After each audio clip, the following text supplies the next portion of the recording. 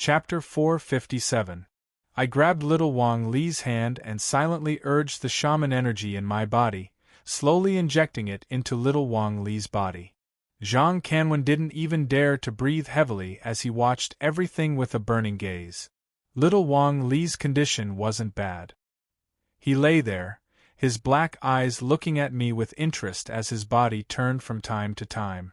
I silently mobilized the shaman energy in my body and slowly increased the amount of shaman energy in my hand.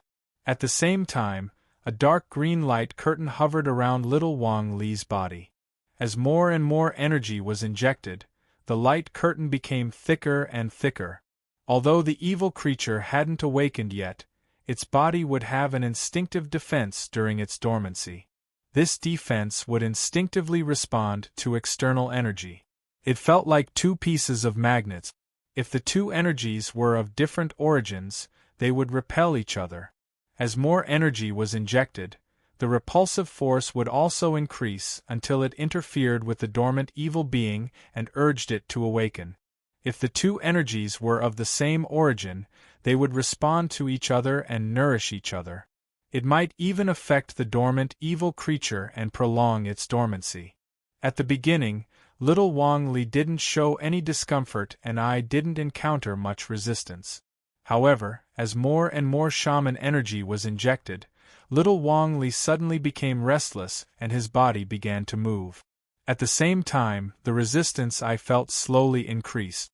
As the shaman energy in my body was mobilized, the amount of shaman energy injected became extremely majestic. However, the evil creature became more and more resistant, and the resistance of the infusion of shaman energy also increased. Could it be that this evil creature didn't cultivate Dao Qi or shaman energy? This situation was unbelievable, but I didn't stop my hand movements.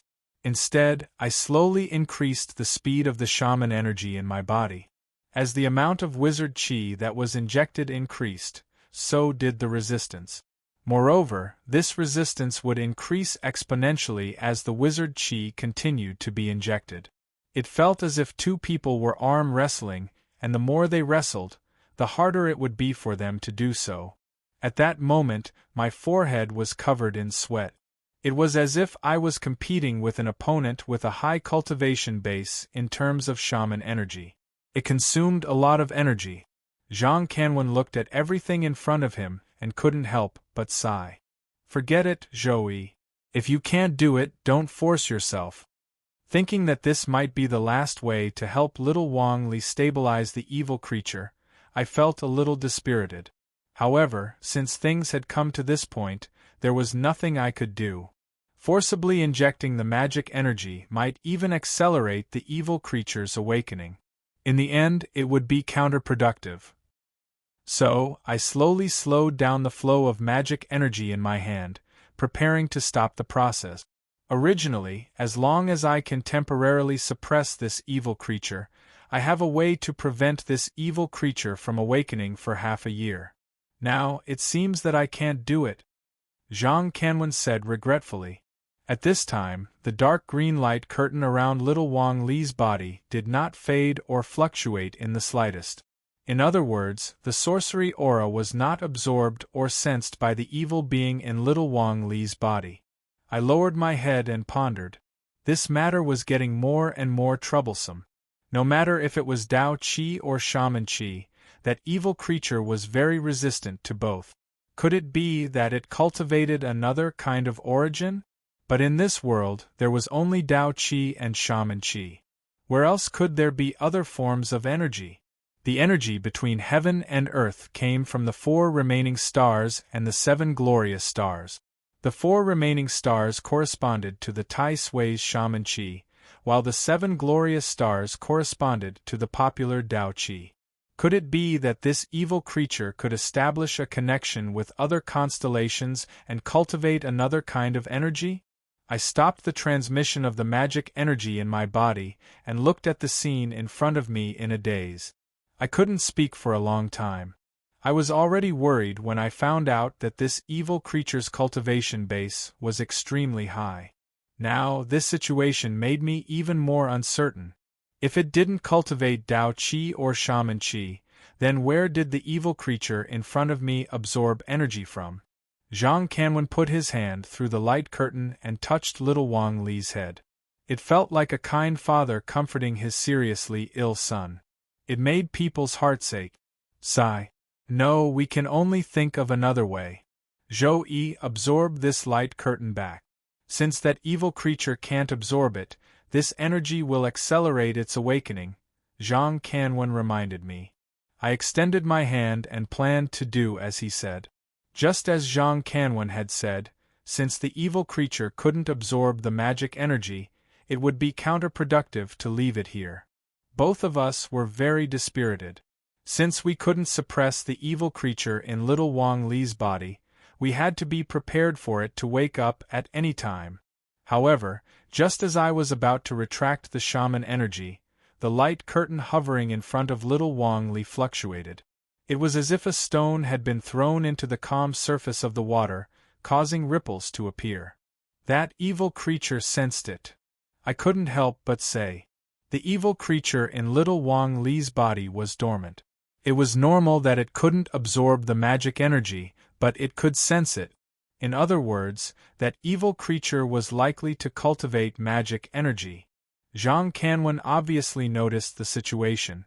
He was ecstatic. This evil creature can sense magic energy. After working for a long time, I finally saw the light of victory. I couldn't help but smile. Big Brother Zhang, now that we know that this evil creature can sense magic energy, do you have a way to suppress it? Zhang Kanwen was wild with joy earlier and had slightly lost his composure. He only stabilized his emotions after quite a while, then nodded and said with certainty, many of the spells left behind by our ancestors are used to deal with people who cultivate shaman energy.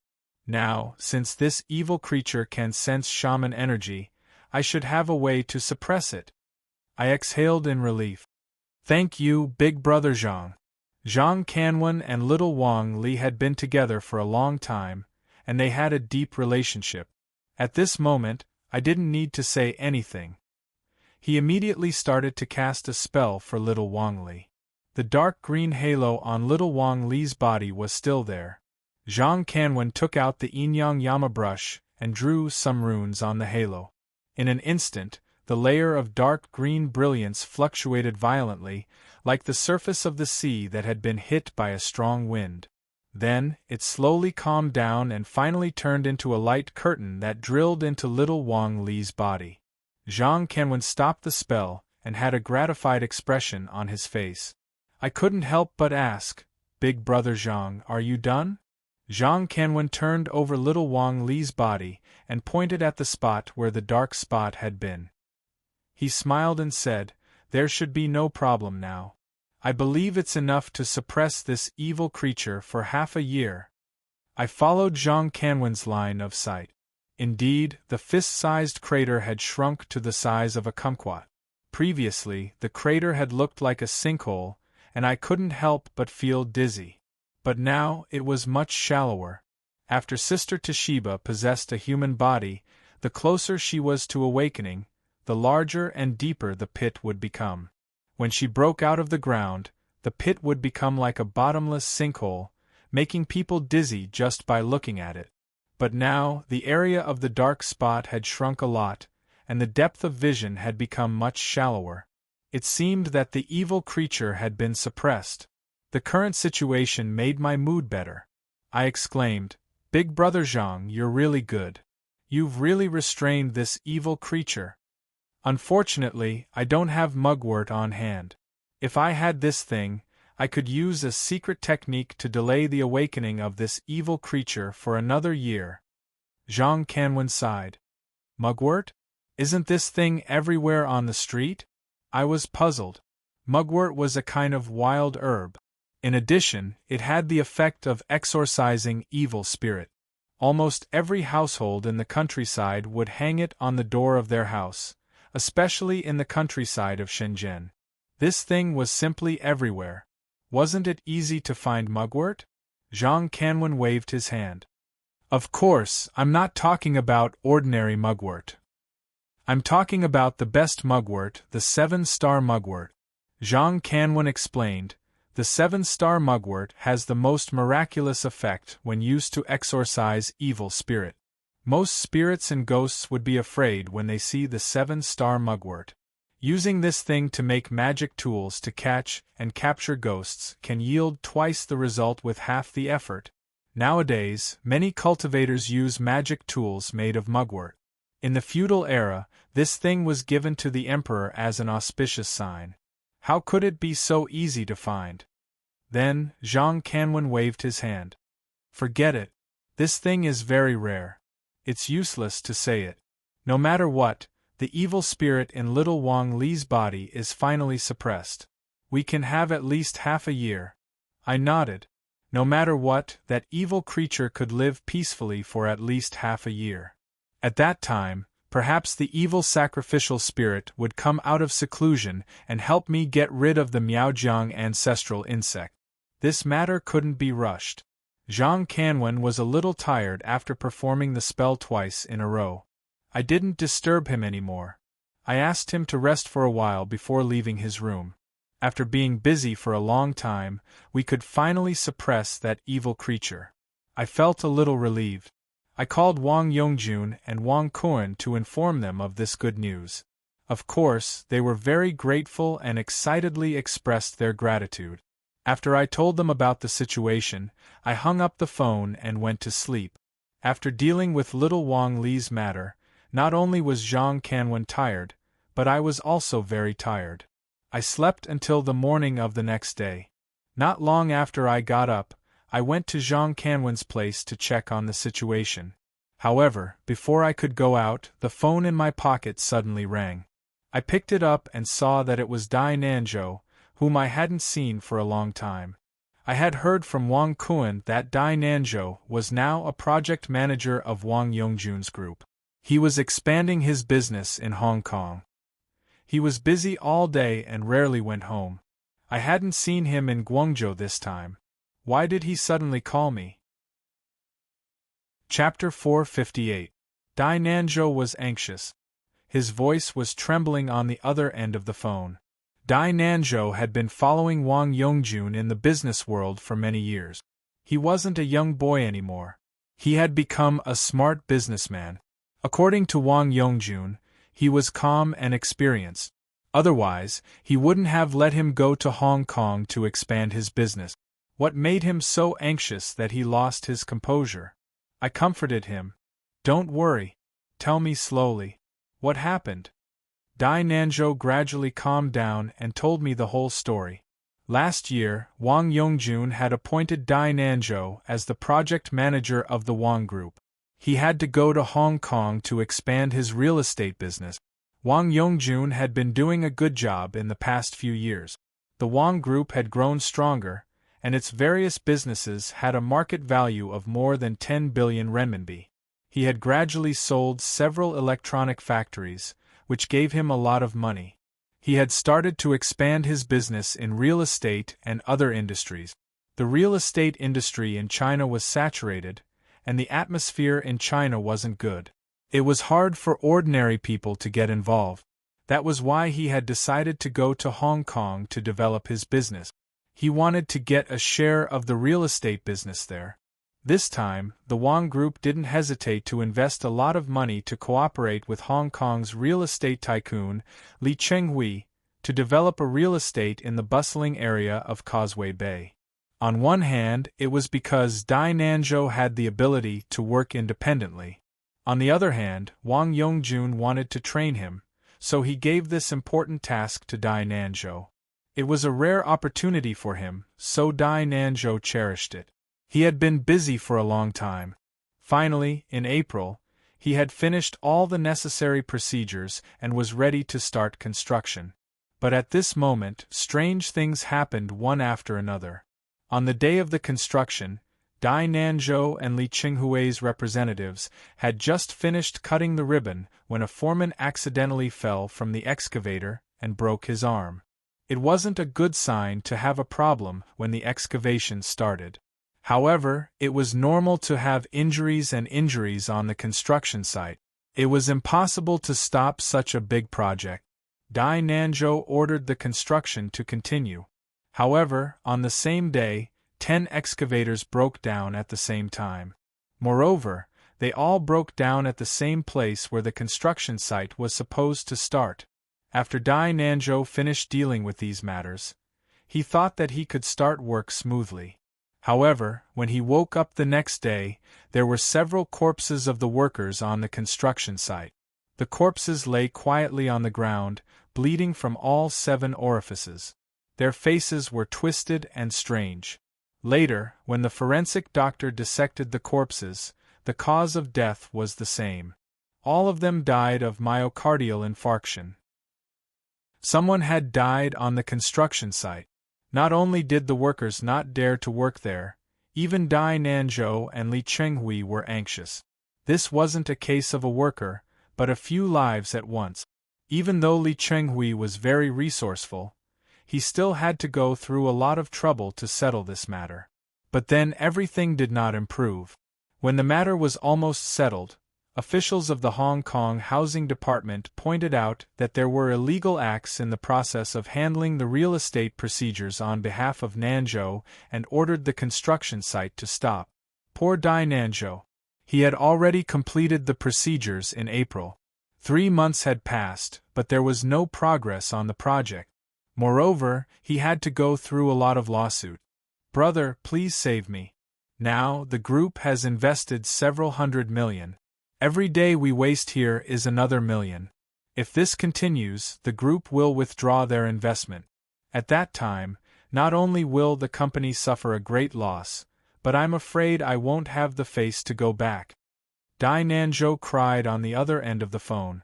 This was the first time he had taken charge of a project alone.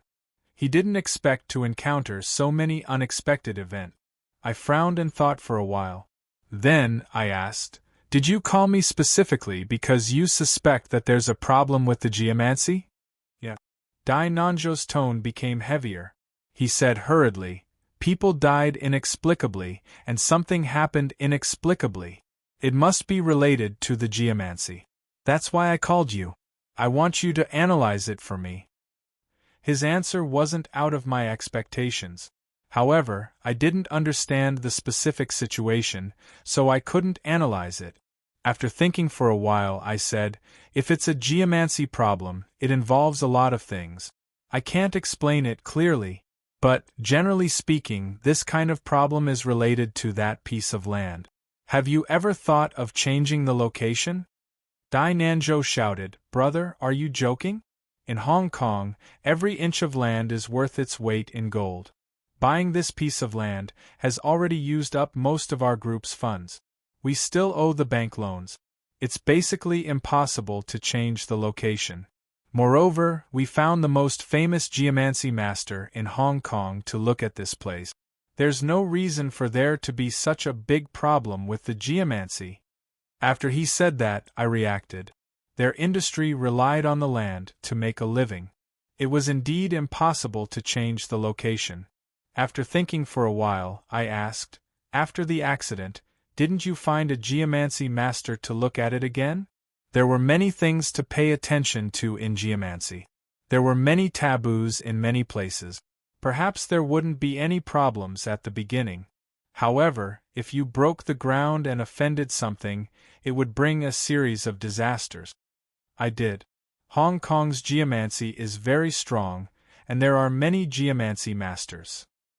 However, Li Chenghui's representative found who knows how many local masters to look at it, but they couldn't find any clues.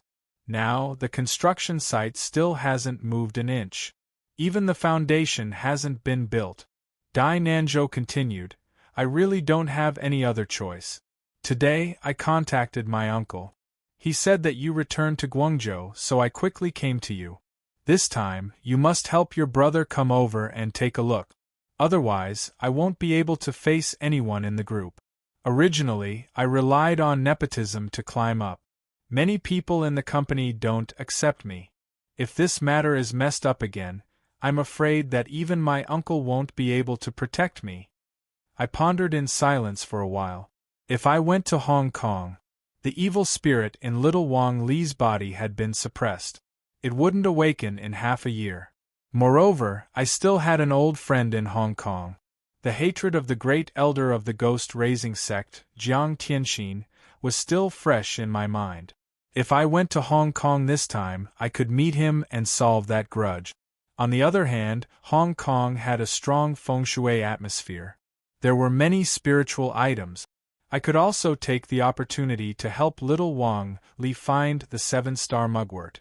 Moreover, it wasn't easy for me to refuse. After all, I was a consultant hired by Wang Yongjun. Wang Yongjun still had to pay me a few million a year. In these years, it wasn't right for me to just take the money and not do anything. After thinking for a while, I made a decision. Okay, I'll go to Hong Kong now. After making the decision, I went to Wang Kuen's room. At this time, Wang Kuen and his wife weren't the only ones in the room. Wang Yongjun was also here. The whole family was enjoying a family reunion. Wang Yongjun supported little Wang Li and rode on Wang Kuen's neck. The whole family couldn't stop smiling. They were indescribably happy. When Wang Yongjun saw me, he immediately smiled and said, "Mr. Zhou, you came at the right time. Wang Li is much better than before. Our family wanted to thank you, but seeing that you woke up late today, we didn't dare to disturb you."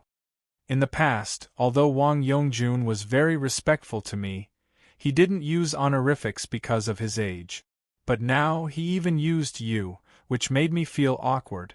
I smiled and nodded at him. "Uncle Wang, don't worry. This is what I should do. Let's not talk about this first." When I came over, I received a call from Dai Nanzhou. Wang Yongjun was a smart man. When he heard the words Dai Nanzhou, he roughly knew what was going on. Wang Yongjun handed the child to Wang Kuen's wife and said apologetically, "I specially instructed this Dai Nanzhou not to trouble you for the time being regarding the matter in Hong Kong." Who knew that he would agree to it in person, but he forgot about it and came to look for you so quickly. In the past few days, Wang Yongjun and Wang Kuen had been under a lot of pressure because of little Wang Li's matter, so they didn't manage the company's affairs much. However, as the chairman of Wang Group, he naturally knew about this matter. I waved my hand. "It's okay. Now that the evil in little Wang Li's body has been suppressed, it won't be a problem for him to be safe for half a year. It just so happens that I want to go to Hong Kong to find the 7-star mugwort.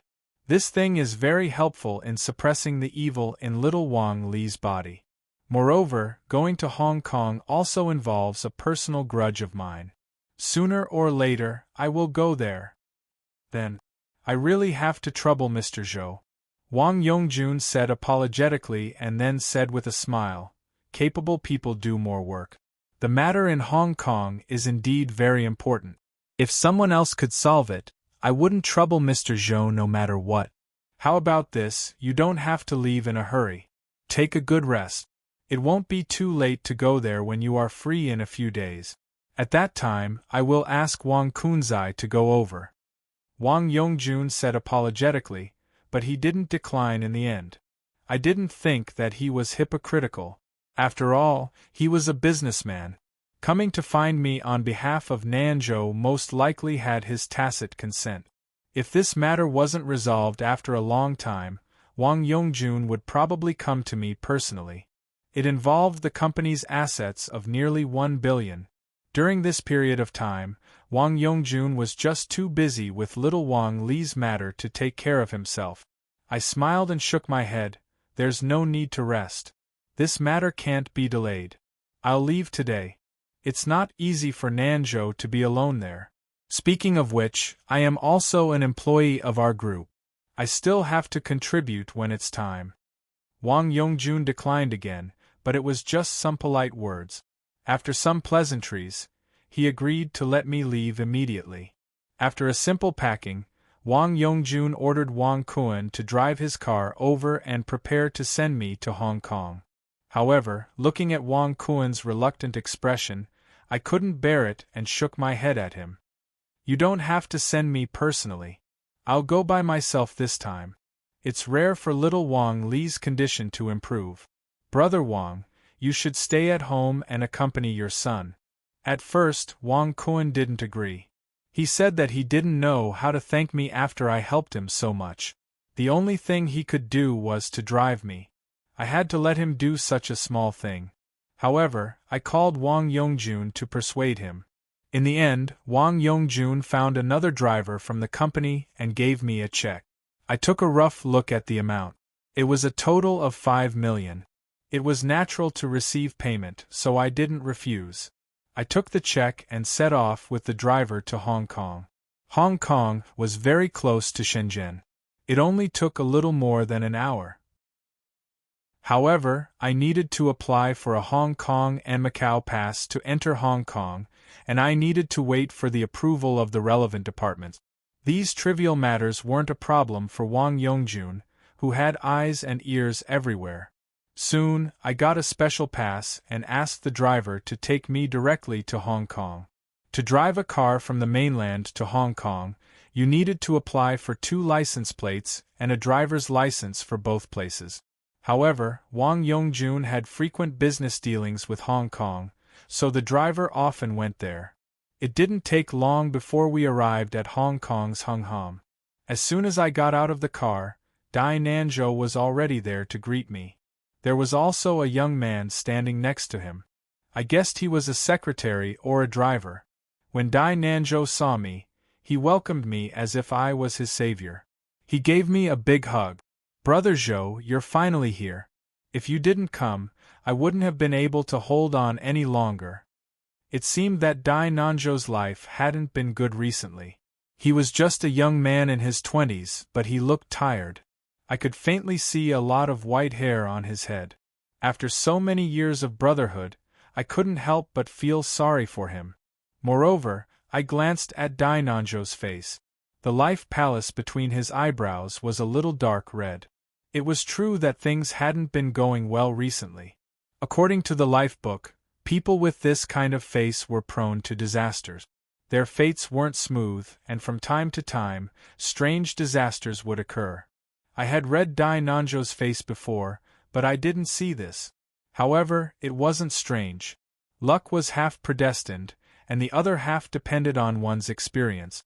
People with great fortune might gradually lose their fortune due to certain things in life and become unlucky people. People with bad fortune could use external forces and their own good deeds to gradually increase their fortune. These things weren't rare. I had to go to the building to find out the details. "This is my assistant and driver. He's also my right-hand man, Wu Dunka."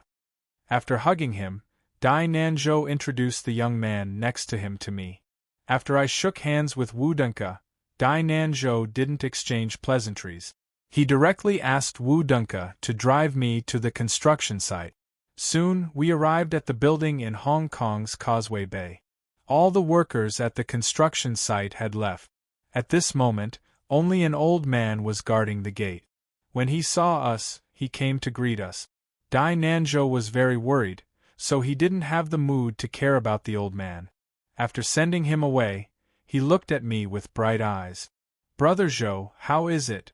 Can you see anything strange about the geomancy of this place?" I didn't talk nonsense and walked around the building to check. When building a house, the geomancy was very important. A good geomancy could make everything go smoothly. However, if the geomancy wasn't good, or if the house ended up in a place for raising corpses, disasters would come one after another. I couldn't afford to be careless. While I was checking, I used the flipping trigram palm to calculate. Normally, when checking geomancy, it was better to use the Luo Sutra. However, ever since the Luo Sutra broke, I hadn't carried a Luo Sutra with me for many years. However, with my current cultivation base, the effect of using the flipping trigram palm wasn't much worse than using the Luo Sutra. Chapter 459. It should be said that the overall geomancy of this building was excellent. When Chinese built houses, they had to have their backs to the mountains and rivers. This building was located at the back of a hidden hill. The so-called hidden hill was a small slope of the Earth's vein. It was a hill hidden under the ground, which was why it was called a hidden hill. Of course, hidden hills could be divided into real and fake ones. Some of them were just a small slope, which couldn't be considered a hidden hill. This hidden hill was divided into two veins. One was like a coiling dragon, and the other was like a crouching tiger. In geomancy, this place was called a battle between a dragon and a tiger. In front of the building was a winding road. In geomancy, the road was also considered water, but it was empty water. Moreover, this place had all 5 elements. It was a good place to build a house. It was the best place to build a house. This kind of treasure land was a good place to hide wind and gather wealth. There was no reason for it to kill people as soon as it broke through the ground. However, if there was no problem with the geomancy, what was the problem? After thinking for a while, I stood still and analyzed the geomancy of this place one more time. My brows slowly furrowed. Although the geomancy of this place was good, it didn't show any sign of expelling the old and absorbing the new. What was geomancy?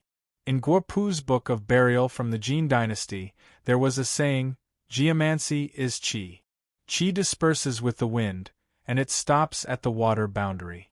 The ancients gathered it so that it wouldn't disperse, and when it moved, it would stop. That's why it's called geomancy.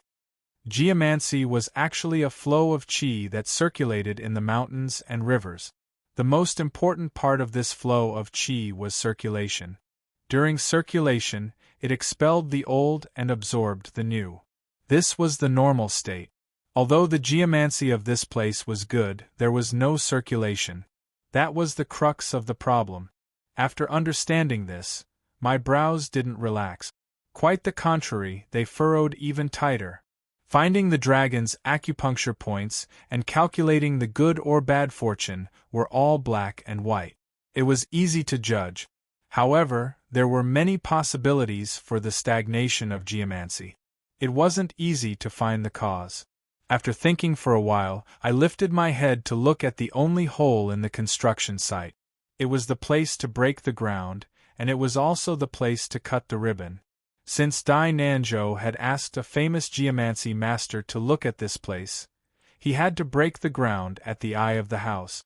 The so-called eye of the house was the key point of the feng shui of the house. If a house was to be built, it was necessary to break the soil at the eye of the house. This was also the fundamental reason for the ribbon-cutting ceremony. When many buildings were being built, there would be company executives or celebrities attending the ribbon-cutting ceremony. In the whole ceremony, the final part was not the ribbon-cutting. Instead, after the ribbon-cutting, a shovel of soil was dug symbolically at the ribbon-cutting site. Do not underestimate this shovel. In feng shui, the first shovel is very important. It can affect the entire feng shui. Dai Nanzhou noticed that I was looking at the pit and said, "This pit is where we started the construction. We asked a feng shui master to check it out. He said that this is the best place to start the construction. Did they make a mistake?" Yes, this place, including the ground-breaking site, has been carefully surveyed by a master, but why is there still so much trouble now? Wu Dinka also said, "Master Zhou, I've long heard from Nanzhou that you are very capable, an expert in this field. You should take a good look. The company can't take it anymore." I shook my head and didn't say anything. I used the flipping trigram palm to calculate the location of the pit. It wasn't difficult to calculate the location of the eye of the house. Shortly after, I confirmed that the pit in front of me was where the eye of the house was located. That was why I had chosen the right place to break the soil. If the feng shui of this place was right and the eye of the house was right, where did the trouble come from? I waved my hand to stop Dai Nanzhou and Wu Denka from asking more questions. I urged the technique in my body to sense the aura around the pit. This place was an auspicious place, and since it was the eye of the house, it should have a wisp of dragon energy. However, after sensing for a long time, I couldn't sense any wisp of dragon energy. Not only that, but there was also a faint wisp of yin energy around the pit. This wisp of yin energy was very weak. If I hadn't deliberately urged the true energy in my body, I wouldn't have sensed it. My eyes focused. This place had excellent feng shui, and it was the eye of the house. It was the key point of this large area. The auspicious place should have abundant yang energy.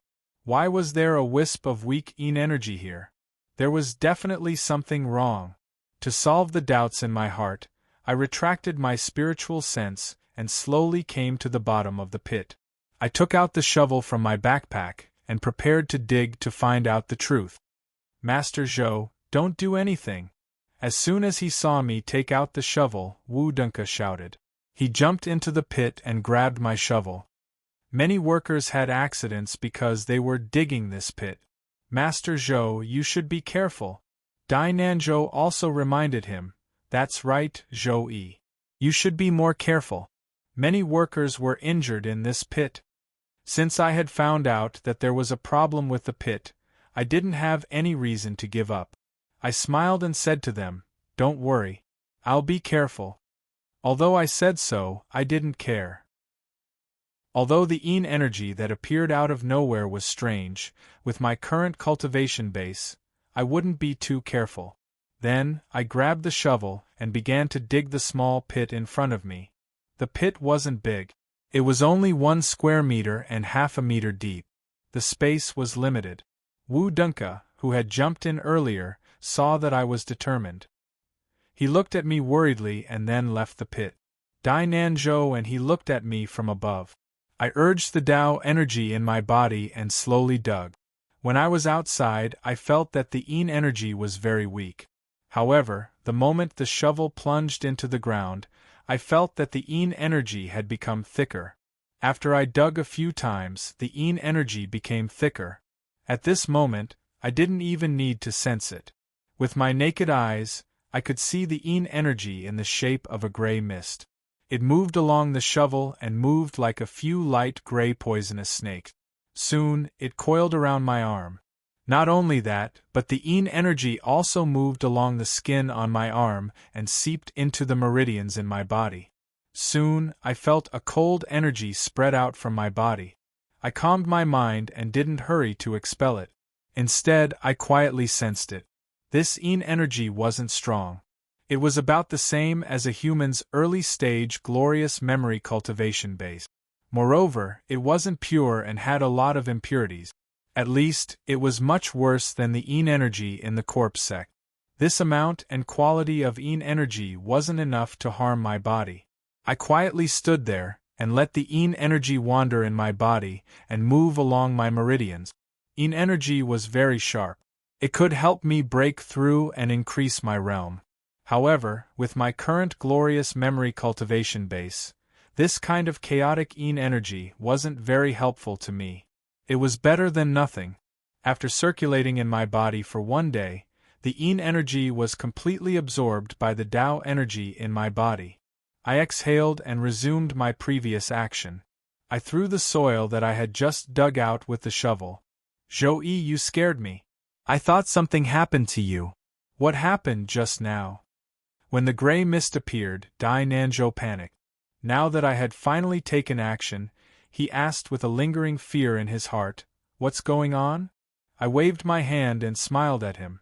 "It's okay. I'm almost sure what the problem is. It should be related to this pit." If the eye of the mansion had such strong yin energy, it meant that there was something wrong with this node. If there was a problem here, the geomancy of this place wouldn't be able to absorb the old and absorb the new.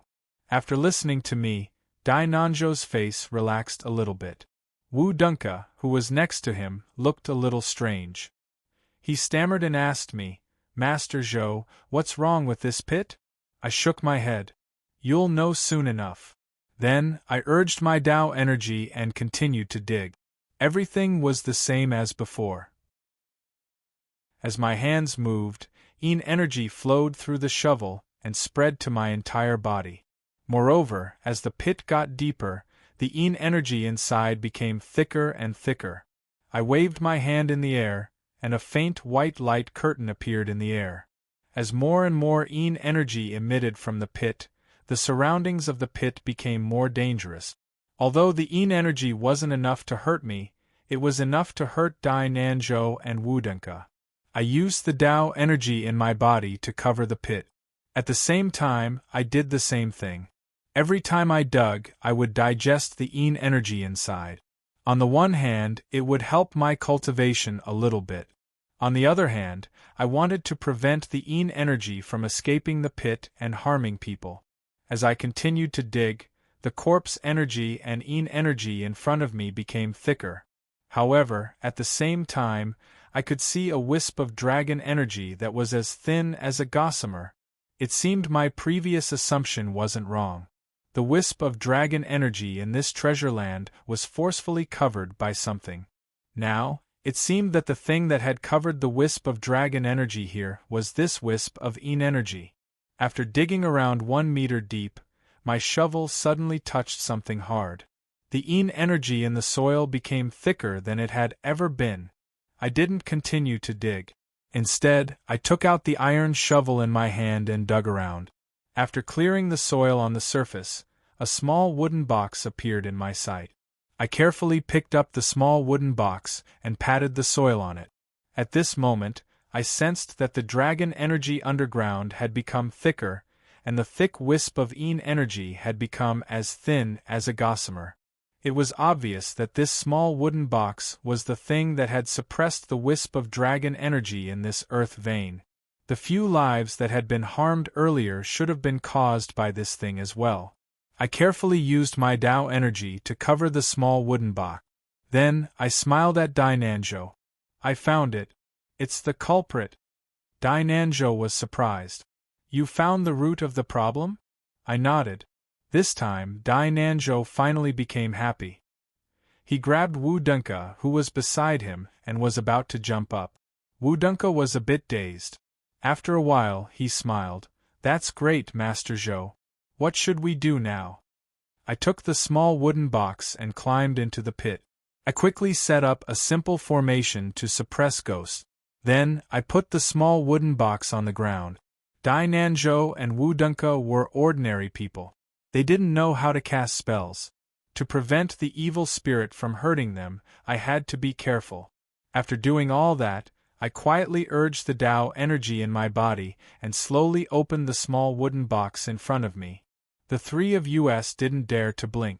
It was obvious that we were curious about what was inside the small wooden box. The answer was soon revealed. The wooden box contained a small glass bottle with some oily liquid and a few strands of hair. Dai Nanzhou looked puzzled. Ah, Zhou-yi, what is this? I opened the small bottle. I could smell the stench of a corpse and thick corpse energy. Perhaps the others didn't know what it was, but I could recognize it at first glance. It's corpse oil. When I was in school, I had seen Professor Deng Meng refine baby corpse oil. How could I not recognize it now? Dai Nanzhou didn't understand geomancy. Corpse oil? How could there be corpse oil here? Also, is the corpse oil the cause of the geomancy of this place? When I dug up the box, I had a guess. Seeing the corpse oil in the small bottle confirmed my guess. This place used to be an auspicious house. Living here could bring good fortune to their descendants. However, if this kind of ghost was buried in the eye of the house, it would stop the flow of geomancy. The auspicious house would become ominous, and the murderous aura would overflow. Dai Nanzhou's series of misfortunes were all because of this. However, I still had some doubts. This method of harming people wasn't smart. Moreover, it seemed the ghost's cultivation base wasn't high. Why did so many geomancy masters shake their heads and say that they couldn't solve it? Chapter 460. These questions didn't seem to have any clues, but as long as we found the right method, it wasn't difficult.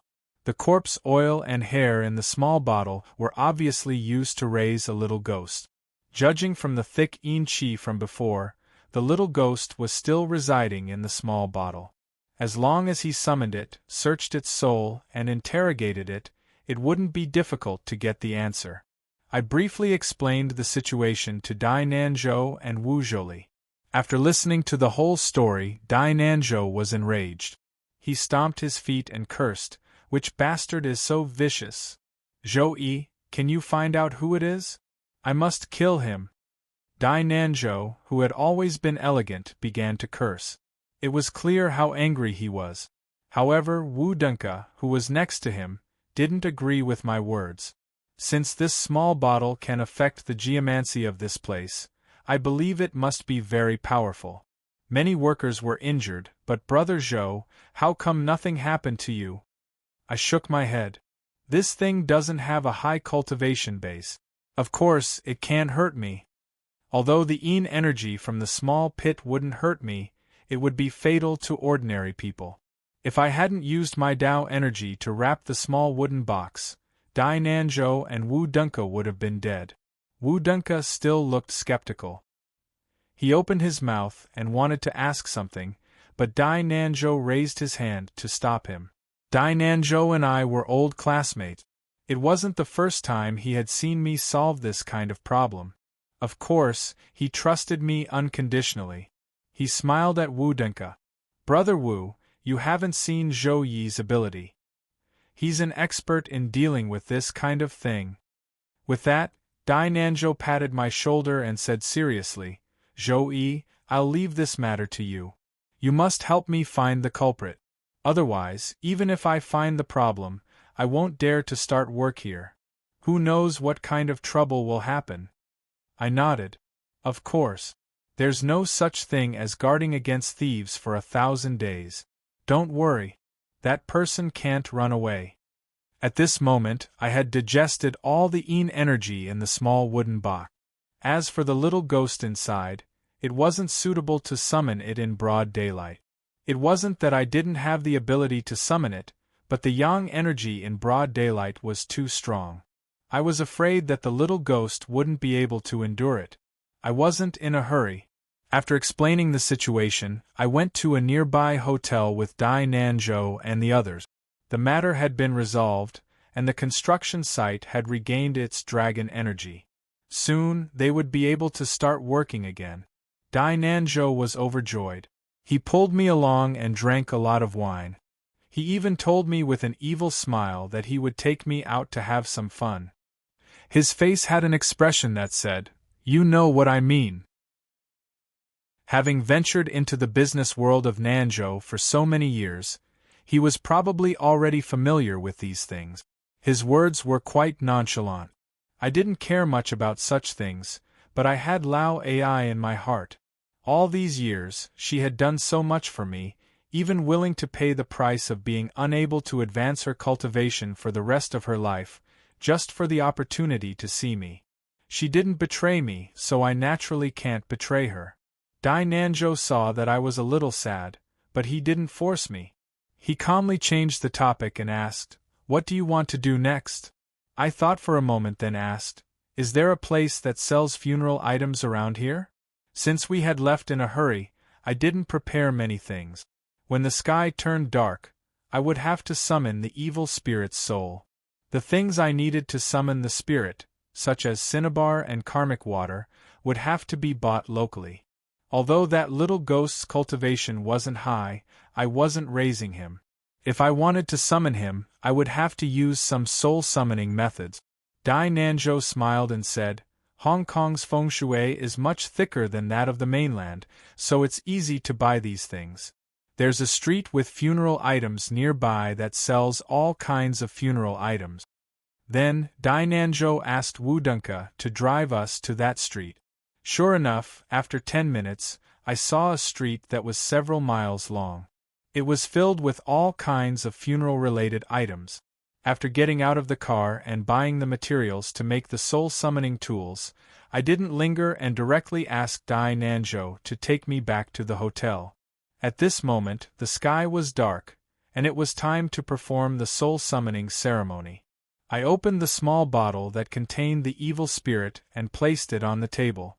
Then, I urged my Tao energy and used the weasel brush to write a spell on a piece of yellow paper. With my current realm, summoning a soul couldn't be any easier. After a few strokes, a simple soul-summoning banner was completed. At the same time, I used a piece of white paper to make a small person.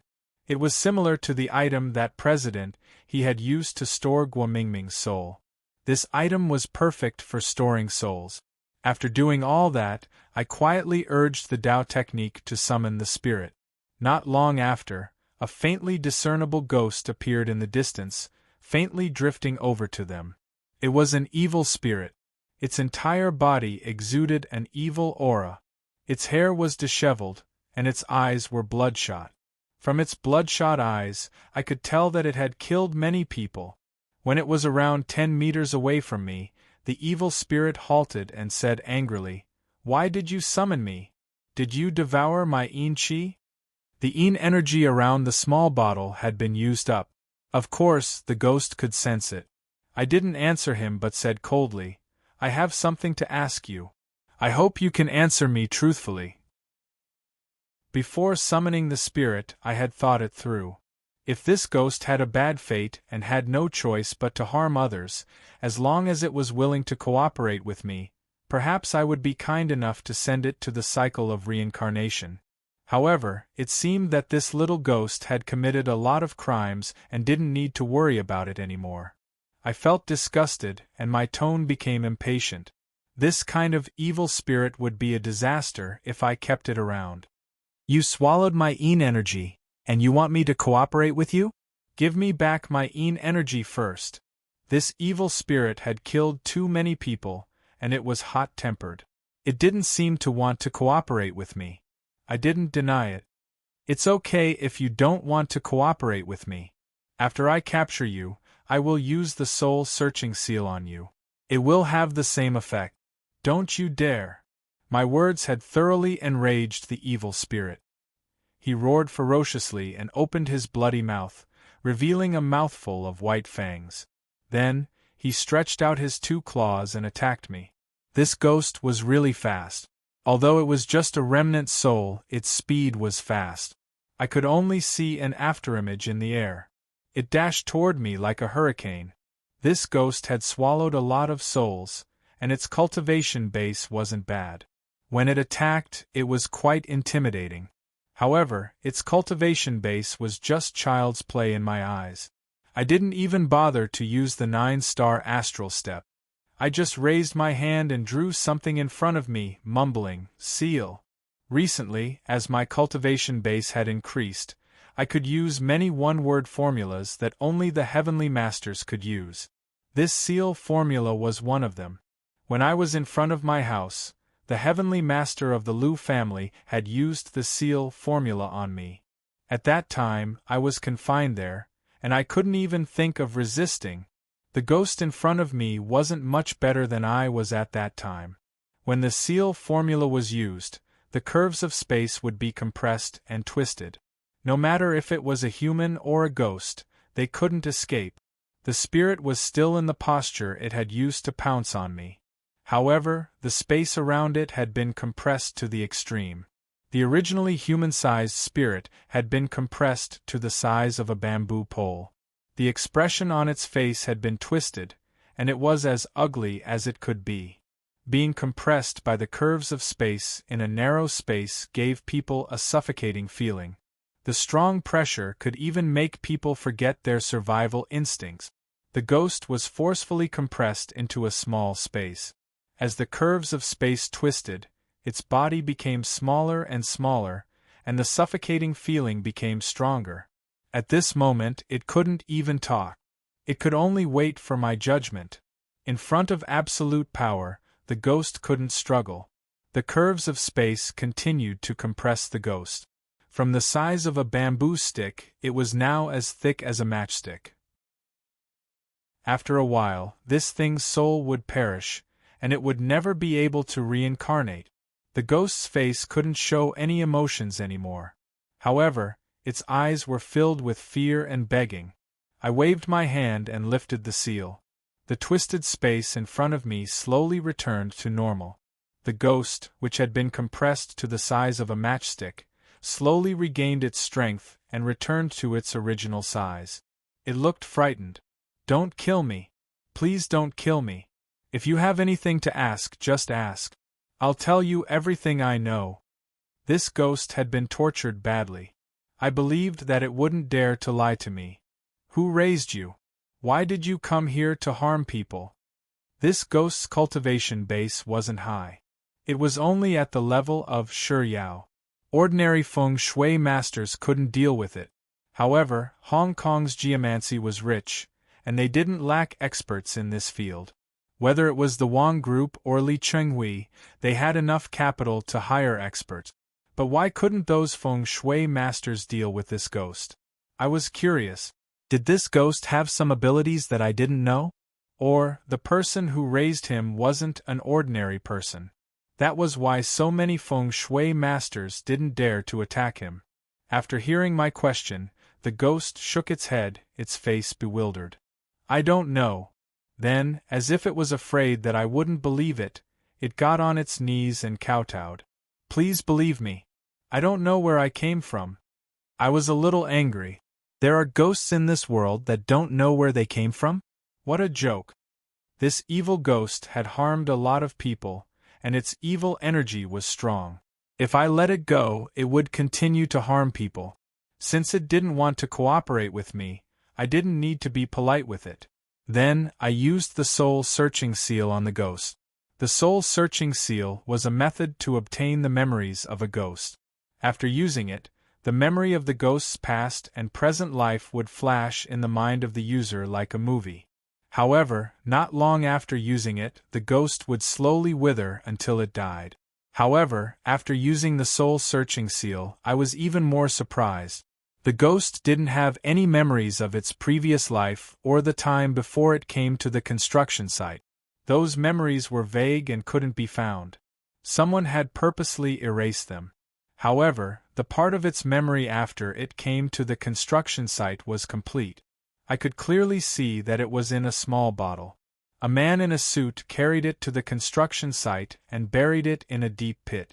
I zoomed in on the ghost's memory and studied the man holding the small bottle. Chapter 461. After seeing the person's face clearly, I took a deep breath, and even my spine broke out in a cold sweat. It's hard to guard against a thief in the family. I was a little hesitant, but in order to figure out the whole thing, I knocked on Dai Nanzhou's door. Joey? Weren't you summoning the spirit? Are you done already? Dai Nanzhou was surprised when he opened the door and saw me.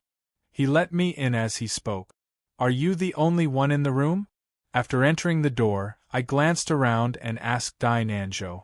After getting an affirmative answer from him, I used my Taoist energy to seal the entire room so that outsiders couldn't hear any sounds in the room. Zhou-Yi, what's wrong with you? Why are you being so mysterious? Dai Nanzhou was a little surprised by my strange behavior, and his tone became solemn. I sat down in the living room of the suite and lit a cigarette. I said seriously, "Tell me about this Wu Dunka. This person is a veteran of the company.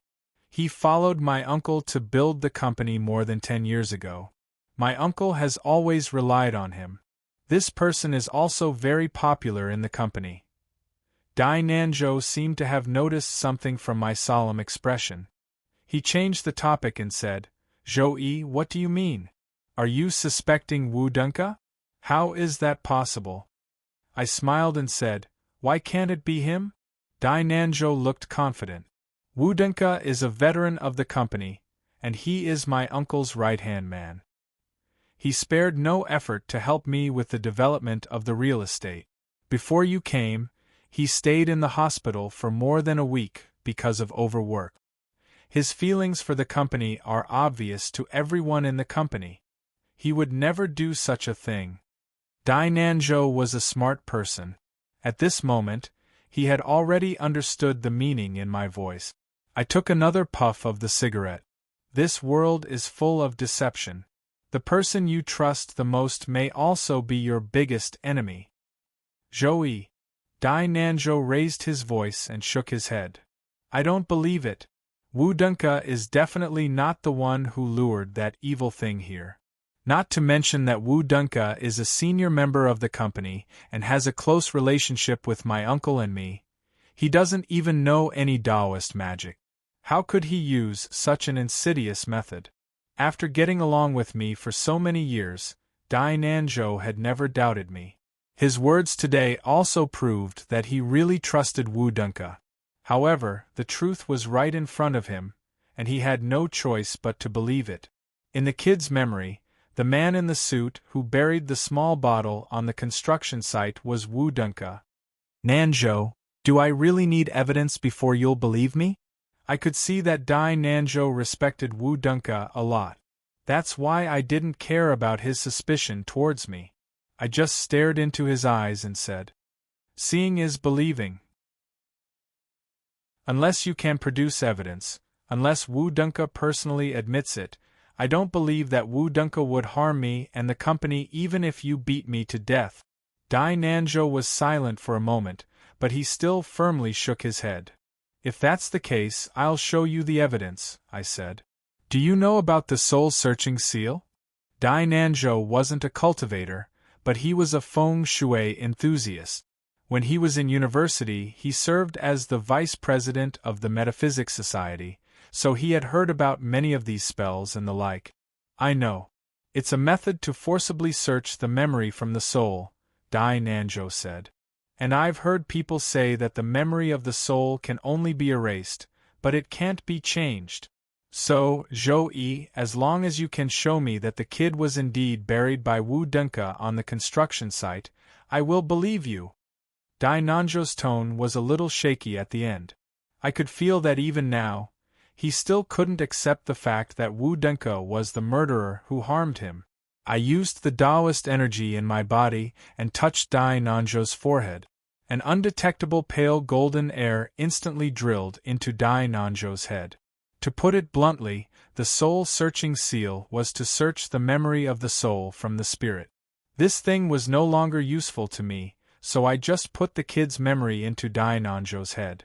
Dai Nanzhou was very surprised by the use of this spell, but soon, his face changed from surprise to shock, and then to disbelief and sadness. Just as Dai Nanzhou had said, no one could fake the memory of the spirit. Now, the fact was in front of us.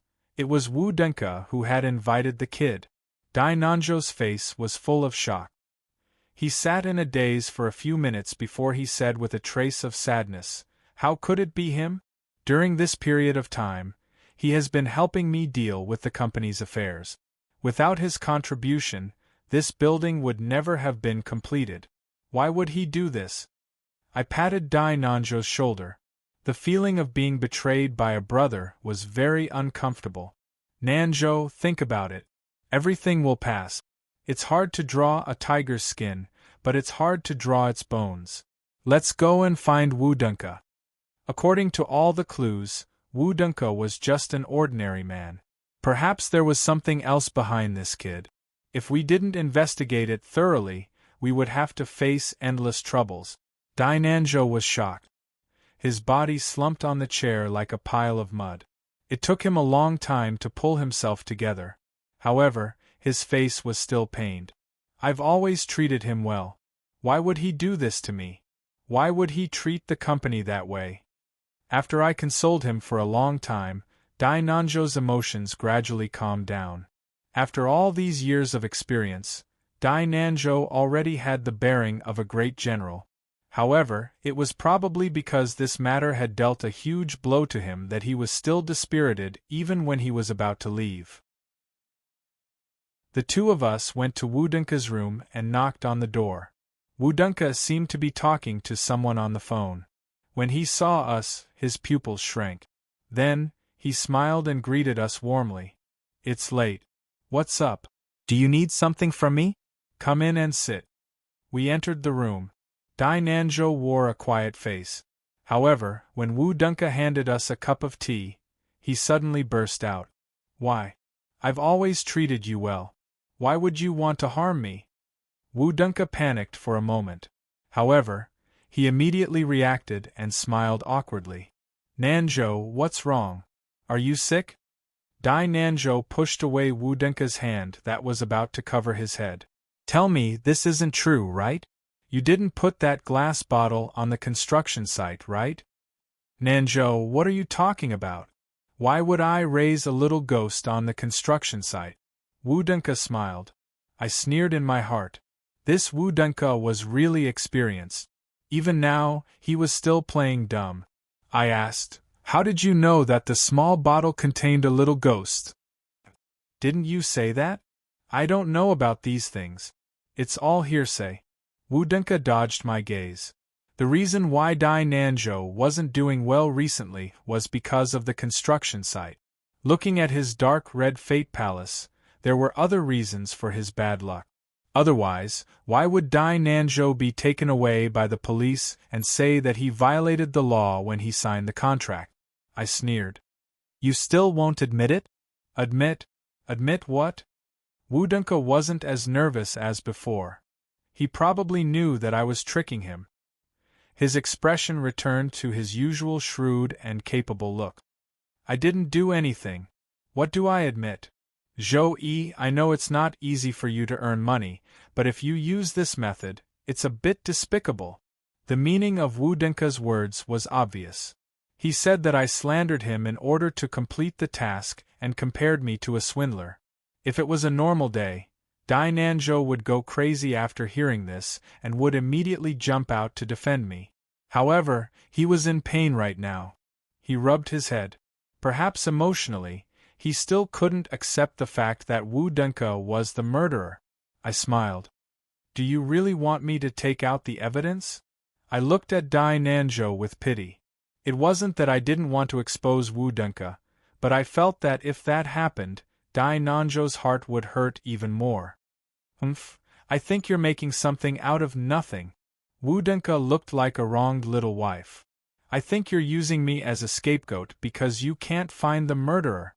However, I'm telling you, I, Woodenka, am not easy to bully."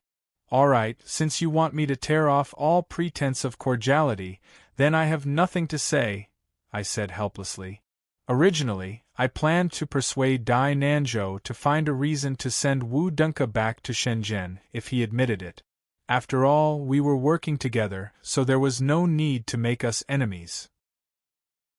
However, from the looks of it, I was too naive. Some people wouldn't cry until they saw the coffin. "The evidence is under your pillow. Woodenka, do you dare to lift your pillow and show us?" I pointed at Woodenka's pillow and said word by word. Dai Nanzhou opened his eyes wide and looked at me in shock.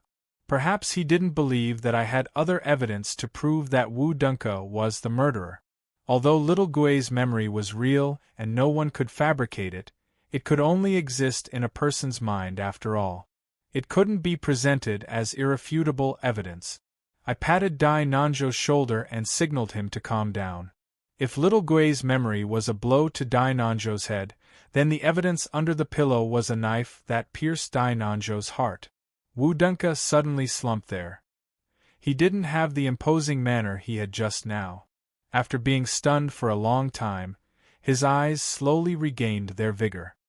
He looked at me with resentment. "Zhou-Yi, when did you start suspecting me?" Dai Nanzhou's heart skipped a beat. Woodenka had already admitted what he had done. This was a huge blow to Dai Nanzhou. "I searched the soul of little Gui at the construction site and found out that you were the one who buried little Gui. And when I walked into the room, I faintly felt the aura of witchcraft," I said. "As the old saying goes, God is watching what people do. If you don't want people to know, then don't do it." Woodenka smiled miserably. "I spent a lot of money to invite an expert to do this, but I didn't expect you to see through it in the end." Chapter 462. There was a yellow talisman under Woodenka's pillow. He had used a red brush to draw a talisman on it. The strange aura in the room was coming from this talisman. Woodenka held the yellow talisman with a distressed face. "This is the gift I got when I bought the ghost. I purposely hid it under my pillow. I didn't expect that you would find it." As soon as he took out the yellow talisman, the strange aura in the room became thicker.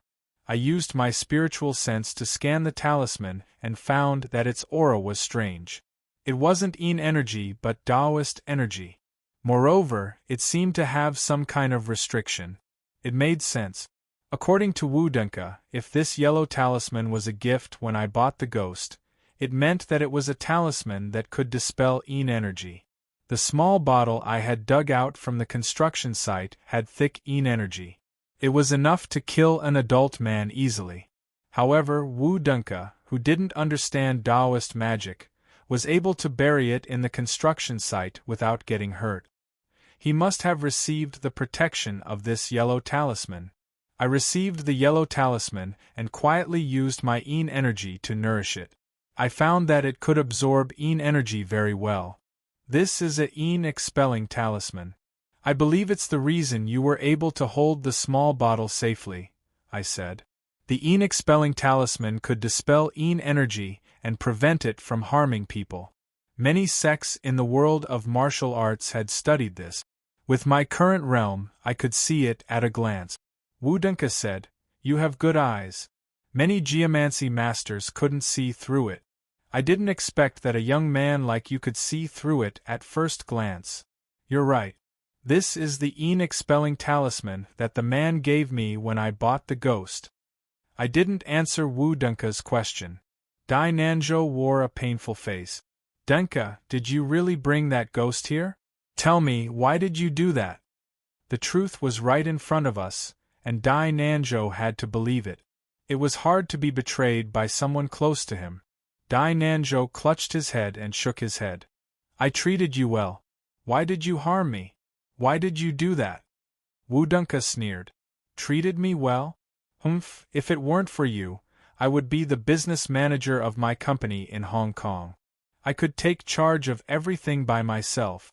Now that you're here, I can only do odd jobs for you. I don't even have to do any hard labor. You still have the cheek to say that you treat me well? Denka, I've always trusted you. How can you say that? Dai Nanzhou said. Trust? Humph, what a joke.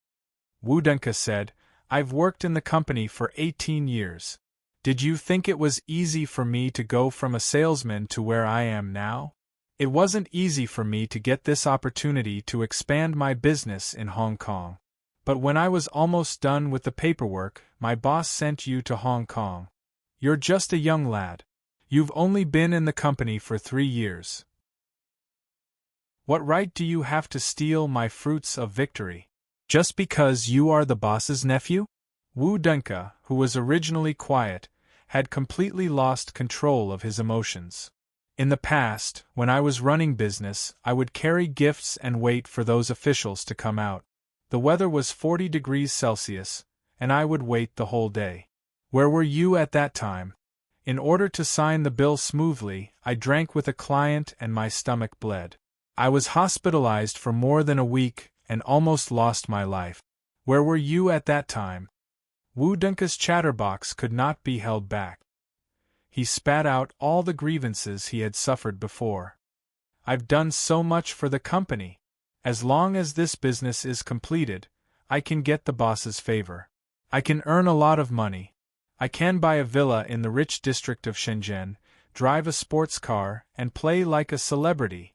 But because I came, I lost all these things that were originally within my reach.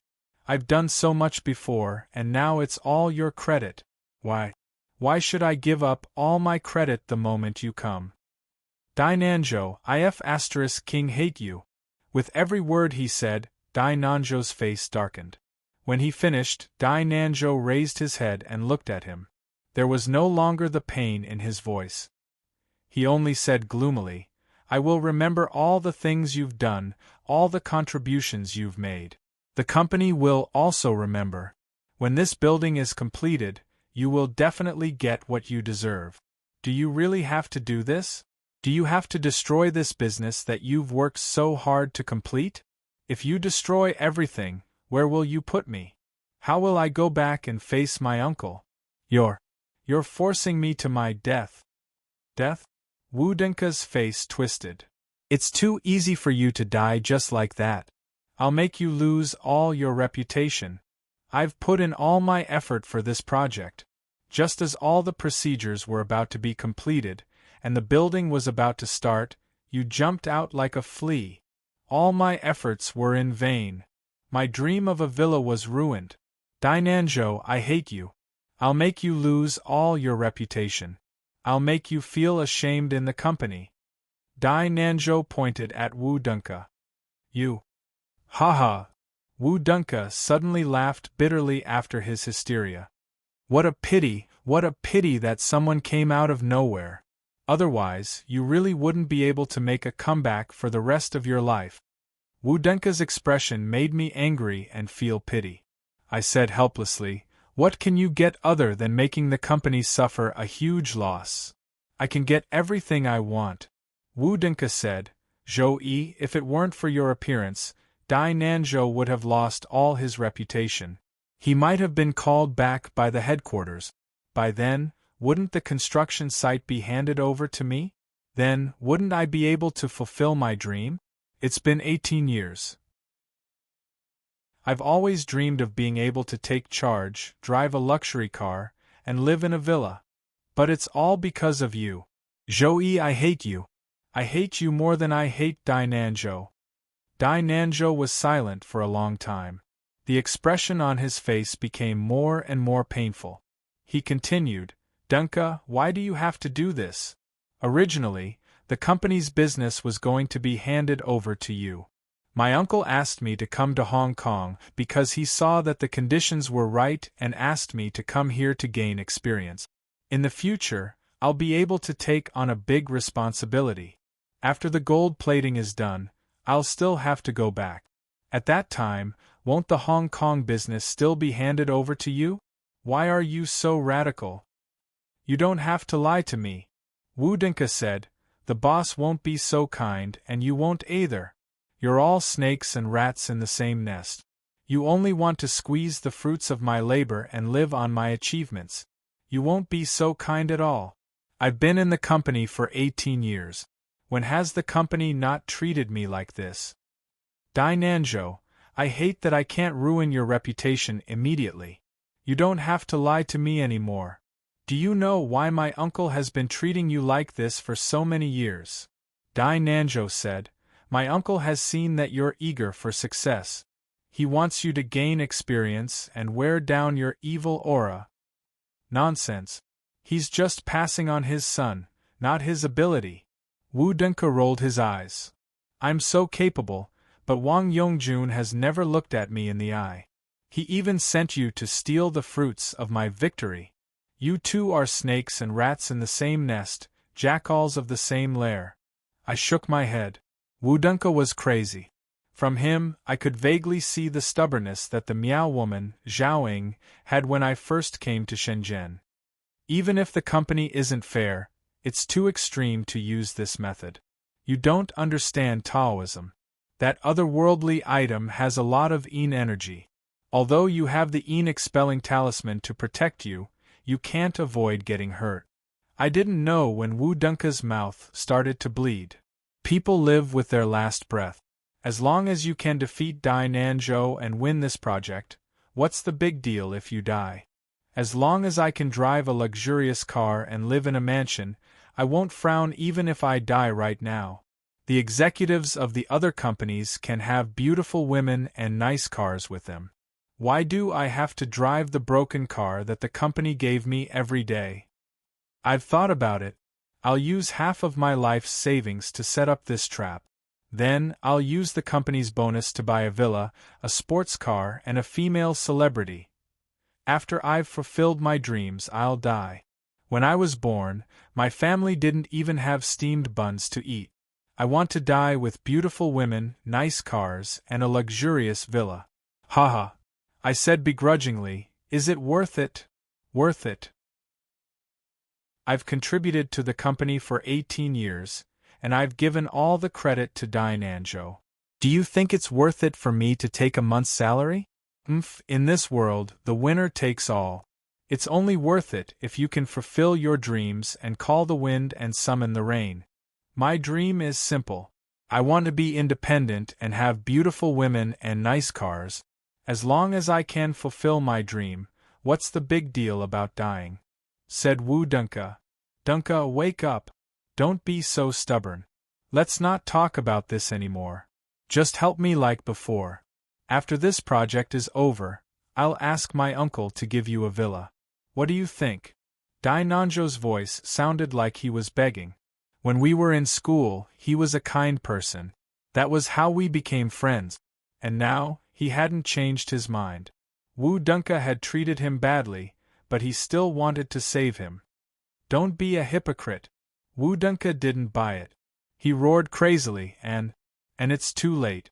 Remember that I was hospitalized a few days ago? Because I've been in contact with that ghost too much, my body can't take it anymore. The doctor said that I've been poisoned by a very powerful poison. I can't be saved. Dai Nanzhou was a kind person. He was surprised when he heard what he said. Really? The blood at the corner of Wu Dunka's mouth hadn't dried yet, and his face looked terrible. Of course, it's true. Are you happy to hear this news? I wanted to hold on for a few more days and see you lose your reputation before I die. But now, it seems that I can't do it. Wu Dunka spat out a mouthful of blood. The blood was dark and smelled strange. Wu Dunka's face didn't look normal. His glabella was dark red, and the veins on his temples were bulging. Zhou Yi, you're very skilled, right? Please save him. Although he did something wrong, he doesn't deserve to die. Wu Dunka looked like he was seriously poisoned. Dai Nanzhou gathered around and grabbed my arm, begging for mercy for him. At this moment, I furrowed my brows and felt disgusted. I considered myself a kind-hearted person, but I was different from Dai Nanzhou. After experiencing so many things in the past few years, I had long since understood that there was a bottom line for kindness. This Wu Dunka had already gone crazy, and there was no cure for him. Why was it necessary to save such a person? Chapter 463. The first time I saw Wu Dunka, I found that his life palace was dark red. It seemed that he hadn't been doing well recently. At that time, I thought that it was because of the trouble at the construction site. But now, it seemed that I was wrong. Wu Dunka's glabella was dark red not because his luck was blocked, but because of the yin energy in the small bottle. Moreover, he was using his blood to activate the secret technique. The most abundant yang energy was at the tip of the tongue. When he activated the secret technique, the blood from the tip of the tongue would instantly double the attack power. Wu Dunka didn't know any techniques, so this shouldn't have happened to him. However, at this moment, he suddenly grabbed the yellow talisman that he had just given me. He held the yellow talisman tightly and spat out another mouthful of black blood. Although I don't know any Taoist techniques, I'm not willing to wait for death. When Elder Wen sold this kid to me, he told me that this yellow talisman could recognize its master with blood and help him launch the last attack. Zhou Yi, you ruined my plan. I will make you pay the price, Wu Dunka said as he continuously spat out blood. As he opened and closed his mouth, I could faintly see that he had bitten the tip of his own tongue. It was clear how much he hated me at this moment. After the yin-dispelling talisman was activated by his blood, it instantly turned into a gray gas that wrapped around Wu Dunka's blood. Then, it flew toward me like a black arrow. What a vicious move, I thought to myself. However, when I looked at this yin-dispelling talisman, why didn't I notice that it had such an effect? What kind of sect would have such a sinister technique? Who is the Elder One he mentioned? I casually waved my hand, and the Tao energy in my body surged out, wrapping around the black arrows that were flying toward me. The black arrows were quickly melted by my Tao energy, turning into drops of black water. The black water dripped on the floor and burned a few holes on the undamaged carpet. I had used my spiritual sense to scan it. The yellow talisman was just an ordinary yin-dispelling talisman. However, after the yin-dispelling talisman got its master's blood, the remaining energy could condense into a ghost-life talisman. Who did you buy this from? Also, who is that Elder One? This person had sold such a vicious thing to Wu Dunka. He didn't have good intentions. Moreover, none of the local feng shui masters in Hong Kong dared to accept this thing. This showed that this person's cultivation base wasn't ordinary or his background wasn't ordinary. If he didn't get to the bottom of this, there would be trouble in the future. I said seriously, "Tell me, who sold you such a sinister thing? Tell me, and I might save your life." "Yes, Dunka, who did you buy this from?" Dai Nanzhou hurriedly went over to support Wu Dunka and asked anxiously, "Save?" Wu Dunka coughed up blood as he weakly smiled. "It's too late. When that person sold this to me, he said that once the ghost life talisman is activated, the person holding it will die immediately. Zhou-Yi, I can't wait to kill you before I die. I can only blame myself for not knowing the Taoist method, and I can't blame anyone else." "Dunka, why do you have to do this?" Dai Nanzhou cried. Seeing that his close friend had become like this, Dai Nanzhou's original anger was completely cast aside, and his words were filled with pain. "I wanted to kill you. However, this Zhou-Yi ruined my plans. After thinking about it, killing him would be more satisfying, but I don't know any spells, so I can't kill Zhou-Yi. The fortune teller said that my life was short, and that I would eventually die in a foreign land. I didn't expect it to come true." Wu Dunka's body was currently very weak. His skin was aging at a speed visible to the naked eye. This should be the side effect of the ghost life talisman. "Wu Dunka, you can't walk into a dead end. You have to be more open-minded about everything. I hope that you can think about this clearly when you reincarnate. You and Dai Nanzhou are friends. After you die, I will help you refine your soul so that you can smoothly enter reincarnation. Okay, now tell me, who gave you this thing?" I shook my head. This Wu Dunka was still stubborn, and there was no way to save him. But after all, he was someone that Dai Nanzhou valued. I helped him refine his soul, not for him, but for Dai Nanzhou. Wu Dunka's voice became weaker, but he still coughed and said, "You can't help me. After I die, my soul will be summoned back by that person to be refined into a little ghost. When that person sold me the small bottle, he took 2 of my hairs and said that I had some 7 evils fate, and that my fate was suitable for refining ghost. He asked me to think carefully before making this deal. At that time, I thought that I could hold my head high while I was alive. As for what would happen after I died, I didn't care. So, I knew that I couldn't reincarnate after I died, so I bought that little ghost. Moreover, that person's cultivation is extremely high, and his attainments in feng shui are very deep. I'm afraid that you won't be able to pass through his hands. So, Zhou-Yi, you don't have to say these words to disgust me." After saying these words, Wu Dunka's body slowly shrank, and his skin became like the bark of a dead tree. His whole body was slowly shrinking. "Dunka, Dunka." Dai Nanzhou saw the strangeness around him and shook Wu Dunka a few times, but there was no reaction.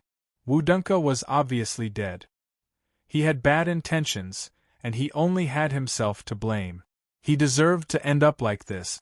Before Dai Nanzhou's mournful voice faded away, there was something strange above Wu Dunka's head. Immediately, a gray airflow floated out from the top of his head. I pulled Dai Nanzhou away from Wu Dunka. To prevent him from getting hurt, I used my Tao energy to wrap him up. After doing this, I quietly observed the situation of Wu Dunka. The airflow above Wu Dunka's head was gray, and it floated out from his body, gathering more and more. Gradually, the airflow formed the shape of a person above his head. It was vaguely Wu Dunka's appearance. The gray airflow wasn't very solid, but it had its own shape. It was Wu Dunka's soul, which had been poisoned by the ghost life talisman. After a person died, if no one summoned them, their soul wouldn't immediately float out. Instead, it would exist in the corpse for a period of time. However, Wu Dunka's soul wasn't like that. It seemed it was just as he had said. After his death, his soul would automatically float to the person who had sold him the ghost. I was a little happy. Although I couldn't get that person's name from Wu Dunka, with this clue, it wouldn't be difficult to find that person. I urged my Tao energy and left a trace of my spirit sense in Wu Dunka's soul. At this moment, I was already a quasi-heavenly master. Within 1,000 miles, I could easily sense the location of my spirit scent. It was the same principle as how Liang Tianxin could accurately find me by following the traces of the ghost seal. After doing all this, I didn't alert the enemy. I quietly watched Wu Dinka's soul go through the wall, drifting toward the place where the so-called Elder One was in the distance. The speed of a soul that had just left the body wasn't fast. I believed that it wouldn't be able to reach Elder One in a short time. If I followed it, it would arouse the suspicion of others. Anyway, Wu Dinka's soul had a trace of my spirit sense, so he wouldn't be able to escape. After everything was done, Dai Nanzhou and I took care of Wu Dinka's body. Then, I returned to my room and carefully recalled what had happened. To get promoted, Wu Dinka didn't hesitate to buy this ghost. The person who had sold him the ghost had another purpose. He wanted Wu Dinka's 7 fiends' soul. Moreover, the person who had sold him the ghost should be an expert in refining ghosts. I believed that his cultivation base and identity weren't low. Otherwise, there wouldn't be so many geomancy masters here. However, there was still something I didn't understand. Until now, I still hadn't figured out who had sold the ghost to Wu Dinka. How could these geomancy masters see through it at first glance? I had asked Dai Nanzhou about the geomancy masters we had hired. They had also gone to the pit to check. I believed that they had sensed the existence of the small bottle and the ghost. However, none of them had dug the bottle up. There must be something hidden. I believed that these geomancy masters knew who had raised the ghost. Otherwise, they wouldn't have done that. I used my technique to check. Wu Dinka's soul was still drifting. It was clear that he hadn't reached Elder One yet. Since I had nothing to do, I put on some clothes and went to the construction site. The obstacle that had blocked the energy flow in the construction site had been removed. From a distance, I could feel a wisp of dragon energy rising. It had restored the aura of a good geomancy site. I slowly walked to the construction site and closed my eyes to sense. I found that the dragon energy in this place was very pure. It was clear that the evil energy had disappeared. I believed that the construction site would start again tomorrow. However, right at this moment the old gatekeeper called me. "Young man." The old man in the makeshift house was reading the newspaper with the light on. As soon as he saw me, he waved at me. "If you have time, why don't you come in and have a drink? This old man has wine and stories here." I smiled. "All right, I'll accept your invitation." Then, I entered the old man's makeshift house and sat facing the old gatekeeper. "Young man, I see that you're frowning. I believe you have something on your mind. This old man is a few years older than you, and I've seen more things than you. If you tell me, perhaps I can give you an answer." The old gatekeeper smiled. This old man had a kind face and seemed to be a good talker. Moreover, I sensed carefully and found a wisp of Tao energy in his body. It seemed he was a kindred spirit. I smiled and asked, "Grandpa, do you also know how to cast spells?" "Haha, I'm ashamed." The old man took a sip of wine. "When I was young, I used to learn from an old master. I wanted to be a geomancy master, but I didn't expect that I would be so stupid. Even though I'm half buried, I still haven't felt the existence of qi. That's why I'm a cripple. Later on, I quit and became an old gatekeeper. I can't be compared to you, young man. You have a profound cultivation base at such a young age. In the future, you will have great achievements." I smiled. "I'm just showing off in front of an expert." "Young man, you're too modest. Although I don't know much about cultivation, and I can't see your cultivation base, I know a little about geomancy. You've only been here for 1 day, and the geomancy here has changed. I believe you must have helped solve the big problem, and your cultivation base must be extraordinary. However, have you ever thought about why so many geomancy masters have come here before? Why did they all shake their heads and say that they couldn't solve it?" The old gatekeeper said with a smile as he served me food. The old man's words were exactly what I was thinking. I put down my chopsticks and said seriously, "This is what I'm confused about. Please enlighten me, old mister. This old man is just an old gatekeeper. I don't dare to call myself mister. Young man, you're giving me too much credit. Although the old gatekeeper said so, he stroked his beard with his hand. It was obvious that he enjoyed being called an old mister. Chapter 464. Hong Kong's feng shui is very strong, and there are many sects here. Moreover, a few years ago, many sects couldn't survive in the mainland, so they came to Hong Kong. They didn't expect to see flowers blooming within the walls. Many sects didn't do well in the mainland, but when they came to Hong Kong, they became very popular. Many of them practiced evil techniques such as controlling corpses and raising ghosts. The old gatekeeper spoke with fervor and assurance. After that, he took a sip of his wine and continued, "These sects are not large in scale, but because of their strange cultivation methods and ruthless methods, although they are not very influential, everyone's expression changes when they speak of them and they stay away from them." I lowered my head and pondered for a while. The old man wasn't lying.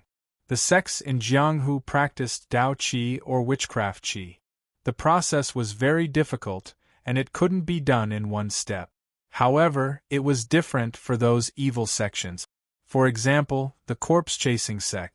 As long as they had their secret method, a cultivator who had just entered the sect could control a powerful zombie at will. It was no different from a fool's dream for a cultivator of the same level to kill him. It's because of this reason that the feng shui masters in Hong Kong don't dare to provoke those evil sects. The old man said worriedly, "Young man, do you really think that the reason why so many feng shui masters couldn't deal with this ghost was because their cultivation base wasn't high enough?" The old man said, "You're wrong. Not to mention them, even I know that there's something strange going on here. Don't they know that someone has buried something evil in this house? It's just because they don't want to provoke it. It's not like what they said, that their cultivation base isn't high enough to deal with this ghost. I've been a security guard for dozens of years, and I've seen this kind of thing many times. As long as it's related to ghosts, these feng shui masters will choose to retreat, regardless of whether they can deal with the ghost or not. To reach their level of cultivation base, they need at least dozens of years. Why would they offend those evil sects just because of a business deal? Most of those evil sects don't have good intentions, and their methods are unscrupulous. Young man, I can see that you're an honest man, and you're from the mainland. Don't let this matter get you into trouble." The old guard couldn't help but try to persuade him. "To be honest, with my current cultivation, I'm not afraid of people coming to find trouble with me. However, it's still the same old saying, the older one is in Jianghu, the more timid one becomes. He had worked so hard for so long to get to where he was today. If he really lost his life because of a moment of carelessness, it would not be worth it." I cupped my hands at the old man. "Thank you for your guidance. Do you know who raised this ghost?" I searched with my spiritual sense and found that Wu Dunka's ghost was still wandering around. I believed that he hadn't reached his destination yet. If the old man knew who he was, I would be able to prepare for a rainy day. I've lived my entire life, but I've yet to feel qi. How could I see through the origin of that ghost with just a glance? The old man was a little overwhelmed by the favor.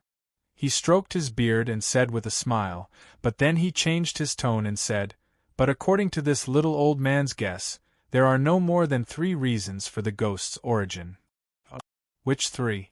I was surprised. There are many evil sects in Hong Kong, but when it comes to raising ghosts, there are 3 famous sections. One is the Chasing Corpse sect, the other is the Nanyang Kumanthong, and the last is the Ghost-Raising sect," the old man said with a smile. I carefully recalled the situation in the pit during the day. If there was a small bottle in the pit that raised a ghost, then it must be different from the Chasing Corpse sect, which drove zombies to fight. Kumanthong mostly raised children who died before they reached adulthood. So, this ghost was most likely from the ghost-raising sect. I was shocked. Ghost-raising sect?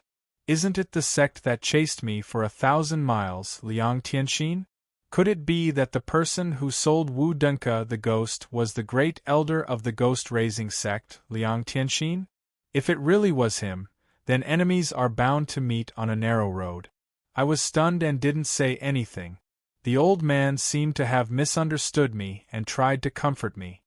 Kid, don't be afraid. Your cultivation base isn't low.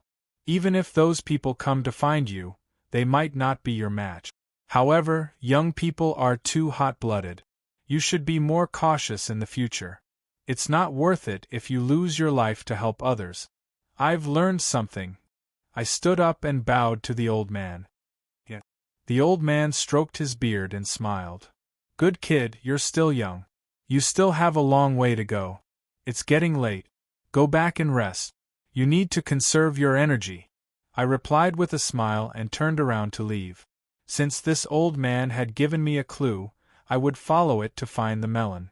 No matter who the person behind this was, I would catch him one day. However, just as I was about to leave, I suddenly remembered something.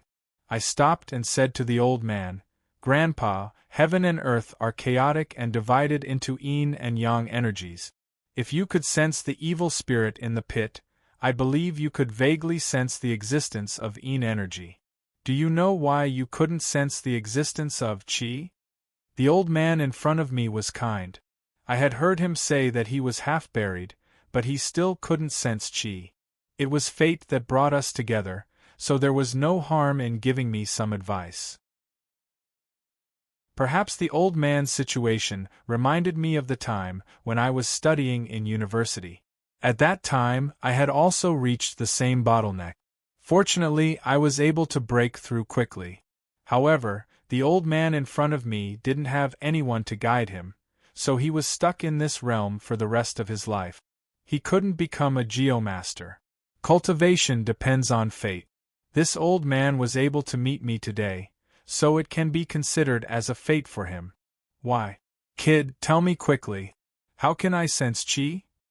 The old man's expression changed when he heard that I wanted to give him some advice.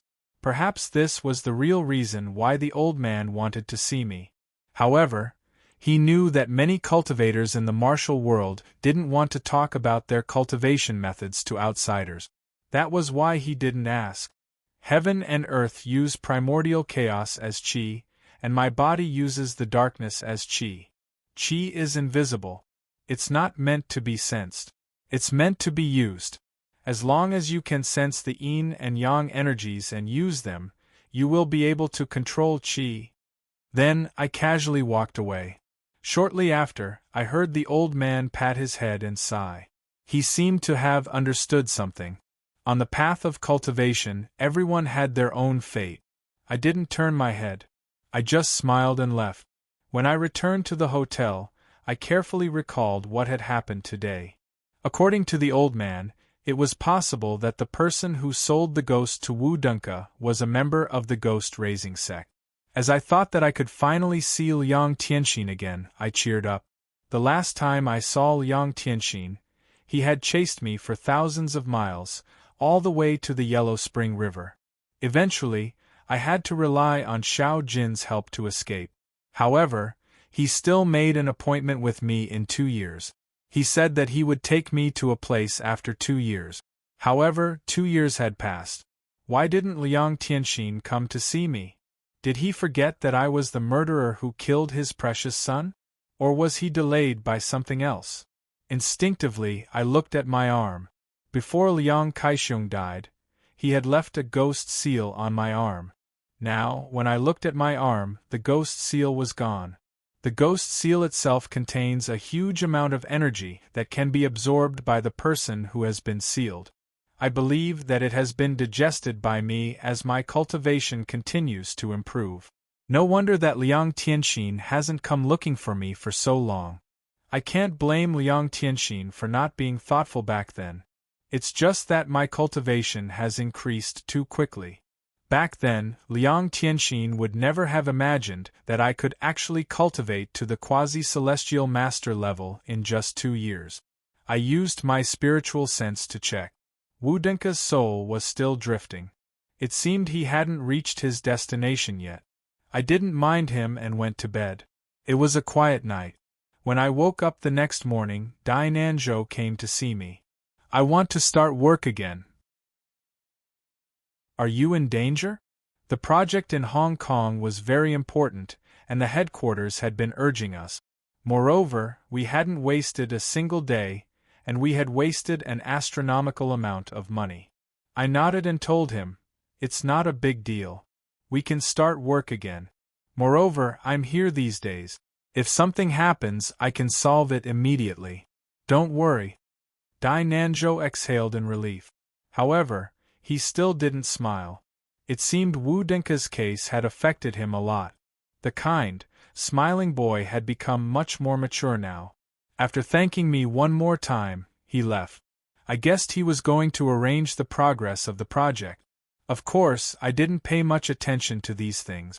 After washing my face and rinsing my mouth, I quietly used the secret technique to sense the wisp of spiritual sense in Woodenka's soul. After a night of drifting, Woodenka's soul had settled down. I believed he had reached his destination.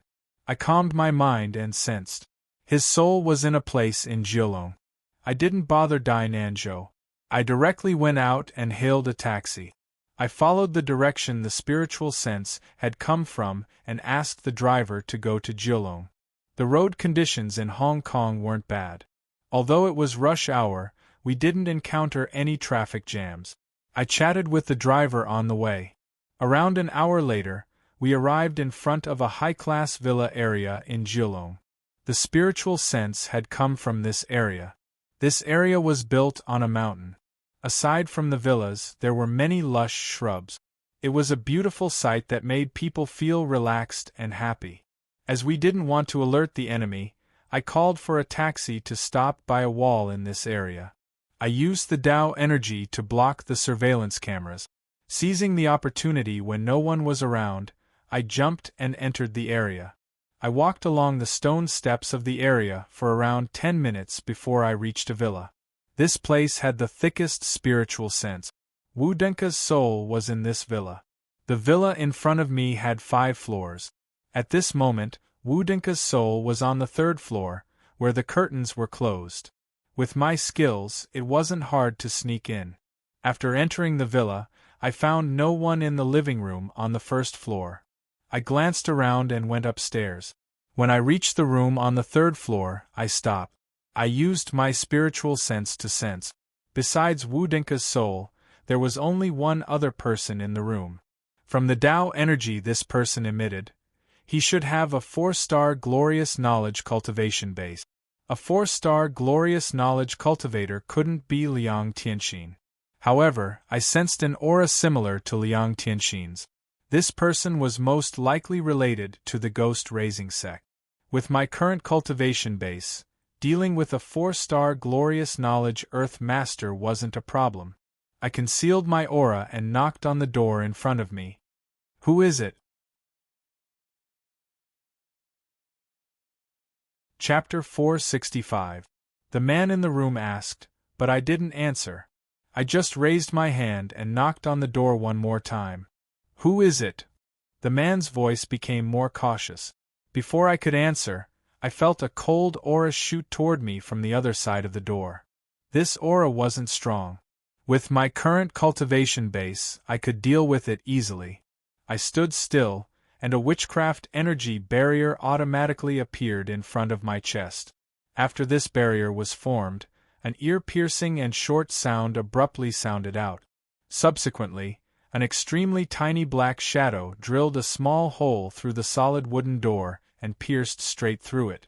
It pierced straight into the shaman energy barrier, and only then did it stop moving and was enveloped in midair. I focused and saw that the small shadow was a black, steel needle. The tip of the needle was sharp, just like an ordinary steel needle. The thick part at the back was carved with all kinds of hollow inscriptions. A thick wisp of Yin energy twirled around it. It didn't look ordinary at all.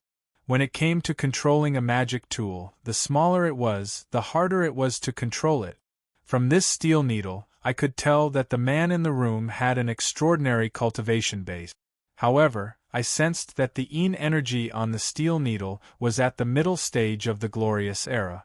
It wasn't a threat to me. I retrieved the witchcraft energy barrier and let the steel needle fall to the ground. Then, I reached my hand out and touched the door in front of me. The high-quality wooden door turned into powder in just a blink of an eye. The other party had proactively attacked me, so it was useless to hide my aura. I directly walked into the room. After entering the room, I glanced around and saw a middle-aged man in his 40s standing by the table in front of me. He had a long, thin face and triangular eyes. He had a dark aura around him. He looked at me cautiously, his eyes solemn. "Who are you? Why did you trespass my house?"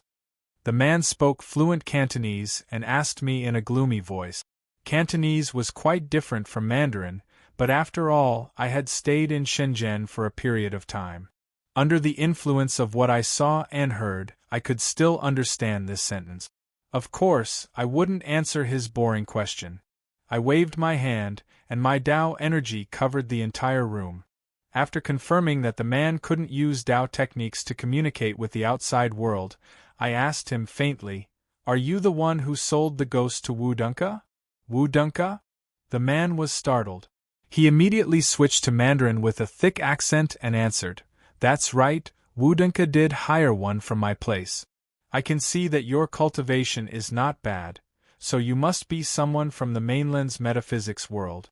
I'm not sure about the situation in your mainland, but in Hong Kong, hiring and selling ghosts is a business transaction. There's no reason to pick a fight after the fact. If you break into the house because of Wu Dunka, you will break the rules of our Hong Kong Feng Shui circle." "Rules? You just need to answer my question. With your cultivation, you're not qualified to talk to me about rules." I didn't even look at him. I didn't understand the rules of Hong Kong Feng Shui, but I didn't ask why, nor did I care about the consequences. It wasn't a reasonable thing to buy and sell little ghosts to harm people. I had a balance in my heart. After hearing what I said, this person's expression changed again, anger surged out of his face, and he shouted, "You mainland brat, you really have some big words. This is Hong Kong, and I'm an elder of the ghost-raising sect. If you want me to answer your question, you have to let me know your strength first." While talking, this person took out an incense burner magic tool. After chanting a mysterious incantation, a ghost wearing a black cloak appeared in front of me. Since this person was from the ghost-raising sect, his spell was related to the summoning of ghosts. After he finished casting the spell, the evil ghost in the black cloak crazily stormed toward me with a cold wind. I couldn't help but shake my head and chuckle. Although I didn't hide my aura anymore, his cultivation base was too low, so he couldn't sense my realm. That was why he dared to attack me. Ignorance is bliss. If he could sense my aura, he would have been well-behaved long ago. Since you're an elder of the ghost-raising sect, you should know where Liang Tianxin is right now, right? The ghost in front of me was at most a ghost king. I only needed to use 30% of my strength to deal with it. I wasn't in a hurry and asked him, "How dare you? You dare to call the Grand Elder by his name?" The anger in the skinny man's eyes intensified. After chanting a complicated incantation, a sword-like magic tool appeared in the ghostly figure's hand. Its might increased by a bit, and in the blink of an eye, it pounced in front of me. I smiled faintly and waved my hand. The space around the ghost in front of me twisted and changed shape. Shortly after, the ghost in front of me was suppressed by my seal spell, vanishing without a trace. The entire process had taken only a few seconds. Seeing that I had easily dealt with his ghost, the middle-aged man was dumbstruck. His mouth was wide open, and his face was full of disbelief. I clapped my hands and asked indifferently, "How is it? Can you answer my question now?" I guessed that the magic tool that the ghost had just used was the middle-aged man's life-saving measure. However, he couldn't even struggle for a few seconds. He was clearly frightened. His face was dejected, and he didn't look angry anymore. Instead, he put on a flattering expression and said, "Fellow Taoist, please spare my life. I had eyes but failed to recognize Mount Tai. That's why I spoke so arrogantly. Fellow Taoist. No, Senior, you're a great man of great stature. Please forgive me." "What do you want to know?" "I'll tell you everything I know." I couldn't help but laugh. This person was smart enough to change his facial expression easily. Of course, I didn't care about his character. I just asked, "Tell me your identity. Also, why did you sell the ghost to Wu Dunka?" Yes. The man nodded and continued, "I'm Wen Shiliang, an elder of the ghost-raising sect. I'm friends with Wu Dunka. A few days ago, he came to me with money and asked me to set up a trap to stop the construction of the building. I was blinded by greed, so blinded by greed?" Hearing this, I sneered. This man had sure Yao cultivation base. In the secular world, he could be considered a master. Moreover, he held a high position in the ghost-raising sect. He definitely didn't lack money. Moreover, Wu Dunka was just a small leader of the Wang group in Hong Kong. How much money could he have that elder one would want? I interrupted him and shook my head. "I advise you to tell me the truth." This. "Okay, I'll tell you. I'll tell you the truth." Hearing my words, Wen Shiliang's face turned frightened. He nodded repeatedly. It seemed my Taoist technique had given him a big shock. He was silent for a while, as if organizing his words. Then, like pouring beans out of a bamboo tube, he continued, "That Wu Dunka has a 7 baneful fate. The little ghost refined from the soul of this kind of person will be very powerful. It was because of his 7 baneful fate that I decided to help him. I gave him the Enoch-spelling talisman with the Ghost Life Talisman's incantation. As long as he uses the Ghost Life Talisman, he will die. This kind of 7 fiend soul with the incantation isn't weak. The ghost refined from it will be a ghost king. With more training, it can even become a Een spirit. That's why I thought about it. I was blinded by greed and broke the rules of the feng shui circle. However, I still told Wu Dunka about this. He was willing to kill me. You can't blame me for this. Senior, please be merciful and let me go. No matter what conditions you have, I will agree to them all. If not, I don't want this 7 fiend soul anymore. Senior, please take it." Wen Shiliang flattered me and looked at me with a hopeful face. I couldn't help but laugh. This 7 fiend soul sounded incredible, but it was just a ghost at the Ghost King level. In the future, it would only have a chance to become a Een spirit. It wasn't anything special. Let alone Tong Tong, even the well ghost I had encountered was much stronger than this 7 fiend soul. Wen Shiliang thought that I wanted to steal the 7 fiend soul. It was ridiculous. I didn't mind him and just sighed. As things had come to this, the whole thing was in order. It was a pity that Wu Dunka had helped Elder Wen Shiliang of the ghost-raising faction before his death. Thinking to this point, I sighed. Wu Dunka had used all kinds of schemes. To vent his anger, he didn't care about anything else. In the end, not only did he fail to vent his anger, but his soul also ended up like this after his death. He had brought this upon himself.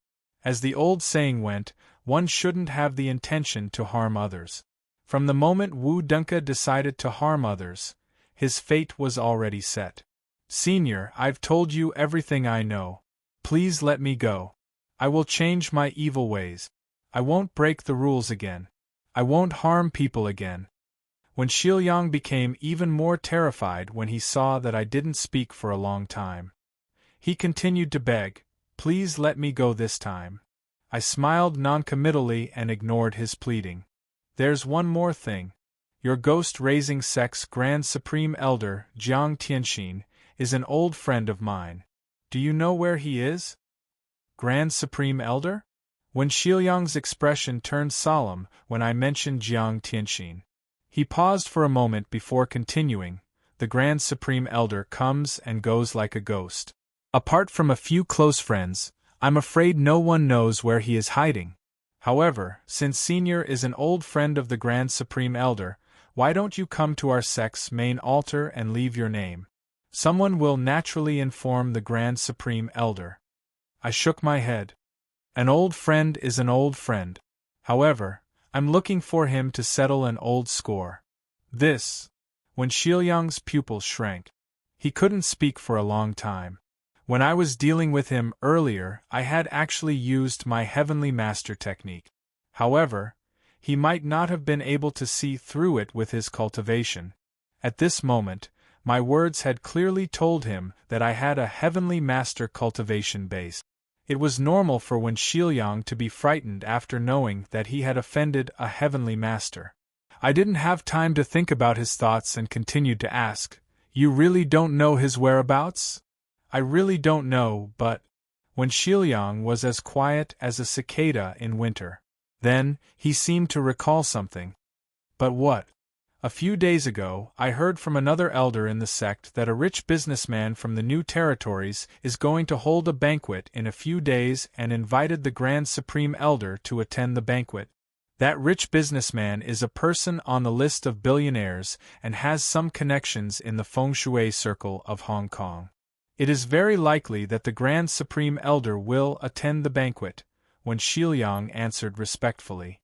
Then, he didn't wait for me to ask and directly told me the story. According to him, there was a rich merchant in the new territories of Hong Kong. He was a wealthy man who often appeared in the newspapers. He had a strange dream a few days ago. He dreamt that his father was being bullied by evil spirits in the underworld.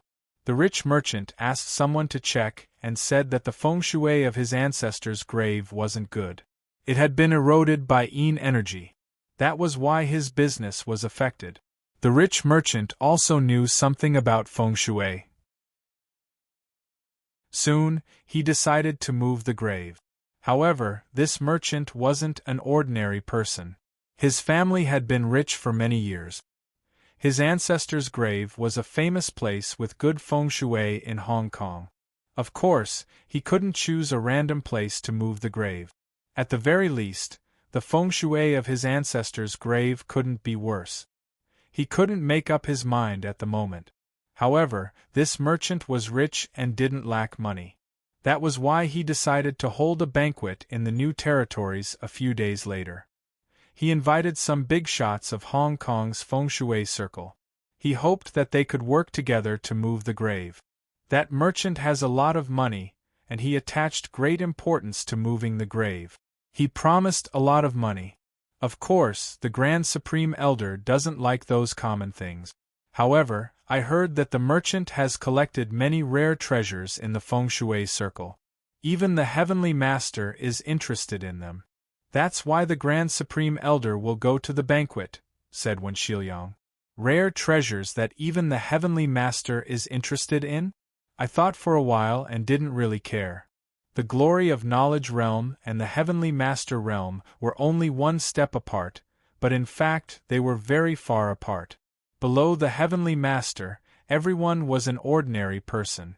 They were born in the mortal world and blended with the mortal world. They weren't much different from each other. However, the Heavenly Master was beyond the mortal world. They were no different from immortals.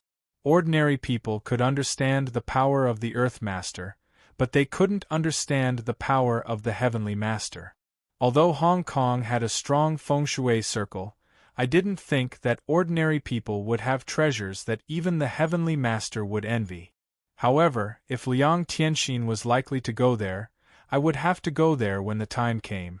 After asking for the merchant's name and the location of the banquet, I rubbed my chin and thought about how to deal with Wen Xiaoyang. This kind of person had been dealing with sorcery all year round. He didn't have a good heart.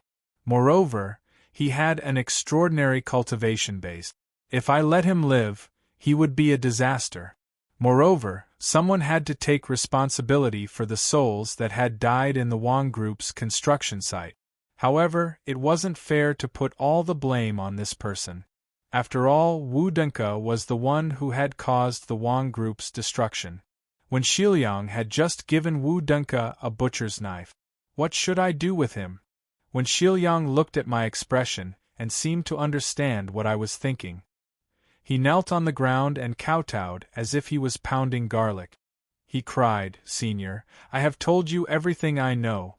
Please spare my life. I will definitely turn over a new leaf in the future." After listening to him, I waved my hand. When Xiaoyang slumped to the ground, the yin energy in his body moved like gray snakes. They flew out of his body and dispersed into the air. "I'll spare your life, but I can't let you keep your yin energy. Not only is your yin energy harmful, but the ghost-raising sex cultivation technique is also problematic. If your yin energy leaks, it will harm you and yourself. It's okay if you keep increasing your realm. However, if your talent reaches a bottleneck and your cultivation base stops advancing, the yin energy leaking from your body will harm you and your lifespan. From now on, as long as you turn over a new leaf and become an ordinary person, it won't be a problem for you to enjoy your old age," I said with a serious face. It wasn't that I was making this up. The ghost-raising sex cultivation technique was problematic. Take the corpse sect as an example. Most of the people in the corpse sect were surrounded by yin energy, but they lived deep in the mountains. In order to increase their cultivation faster, they nourished their bodies with yin energy all day long. They were not like the ghost-raising sect, where they couldn't completely control the yin energy in their bodies, causing it to leak out and harm others. After comprehending the 8th step of the 9-star heavenly dipper, I had the power of insight, which allowed me to see the essence of things. If when Xiaoyang's cultivation base continued to increase, he could live for a few more years. However, if he stopped, he would only have 10 more years to live. Moreover, even if he continued to increase his realm, his lifespan would be no more than 60 years, unless he could become a heavenly master. When Xiaoyang couldn't see these deep things, at this moment, his entire cultivation was destroyed, and his face was filled with pain. There was even a hint of hatred in his eyes, but he still spoke with flattery and gratitude. He said repeatedly, "I will definitely turn over a new leaf in the future. Thank you, Senior." "Thank you, Senior." Of course, I wouldn't care too much about his attitude. I waved my hand and didn't bother with him anymore. I walked away. In the next few days, the Wang Group's construction site was working normally. Dai Nanzhou gradually recovered from his gloomy mood. He was busy working on the construction site every day. His cheerful personality slowly returned to normal. After work, Dai Nanzhou took the initiative to call me to go for a drive. Hong Kong was a real modern metropolis. It was very prosperous. Even at night, the lights were as bright as day. The colorful lights extended far into the distance. It was really beautiful. Besides driving, we couldn't avoid visiting shopping malls like Causeway Bay when we were in Hong Kong, a shopping paradise. In the next few days, Dai Nanzhou took me to almost every corner of Hong Kong. Of course, I didn't pay attention to clothes, shoes, and hats. Along the way, I saw some antique shops with geomancy. Unfortunately, I didn't find anything good. I didn't find any decent magical tools, or the 7-star mugwort that Zhang Canwen had mentioned. I didn't feel regretful. Magical tools were carefully nurtured by geomancy masters. It was rare to see one. As for the 7-star mugwort, it was even rarer. It couldn't be found everywhere like cabbages in the market. Besides shopping, I was always on guard against the people from the ghost-raising sect. Since I couldn't kill Wen Xiaoyang that day, I was prepared for him to find the ghost-raising sect to take revenge on me. However, the next few days were peaceful. Wen Xiaoyang seemed to be scared out of his wits. Everything was calm. Chapter 466. That afternoon, after eating lunch with Dai Nanzhou, I took a taxi to the famous Skyline Marriott Hotel in New Territories. The Skyline Marriott Hotel was located at the southern end of Hong Kong, on the shore of the South Sea. The scenery was beautiful, and because it was located by the sea, It created a feeling of being far away from the hustle and bustle of the city. It was very famous in Hong Kong and was one of the famous five-star hotels in Asia. According to Wen Shiliang, the rich man's banquet was arranged in the banquet hall on the second floor of this hotel. I got out of the car at the entrance of the hotel. Soon, a waiter came to greet me warmly. He didn't neglect me because I took a taxi. After asking for my destination, he led me to the banquet hall. At this time, there were many people coming and going at the entrance of the banquet hall. Among them, there were young people in suits and leather shoes, and there were also some old people in Chinese tunic suit. These people walked to the door and handed over their invitations. Immediately, there were waiters in suits who smiled and led them in.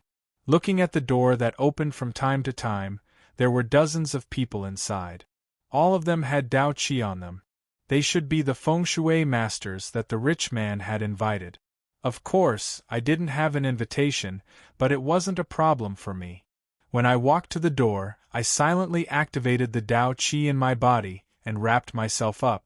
Then, I pushed open the door and swaggered into the banquet hall. Dao Qi had many uses. Hiding one's aura was one of them. Not only did I hide my aura, but I also hid my body. When I walked past the door, the people around me couldn't see me at all. Of course, this was only effective against people with lower cultivation than me. If their cultivation was higher than mine, they would be able to see through me. After entering, I looked around. The banquet hall was very big. At the end of the hall was an antique wall. There was a banner with 3 big words on it, Dragon-Seeking Banquet. Before I came, I learned that this dragon-seeking banquet was a custom of Hong Kong. Hong Kong had always been a place of metaphysics. No matter if it was a small family or a rich merchant, they would invite a feng shui master to come and check on the situation. After inviting someone to do something, there would always be a meal to thank them. This meal was called the Dragon-Seeking Banquet. At that moment, it seemed that the rich merchant hadn't arrived yet. Most of the feng shui masters in the banquet hall were chatting in 2s and 3s. I looked around. Most of the people present were at the glorious memory realm. Only a few of the young people's cultivation wasn't enough, and were still at the pressure point realm. I couldn't help but sigh. This was indeed Hong Kong, a place where metaphysics flourished. In the mainland, any feng shui master who had reached the state of glorious enlightenment could be the president of a city-level metaphysics society. Hong Kong, in terms of size, was several times the size of Hong Kong, not to mention a city.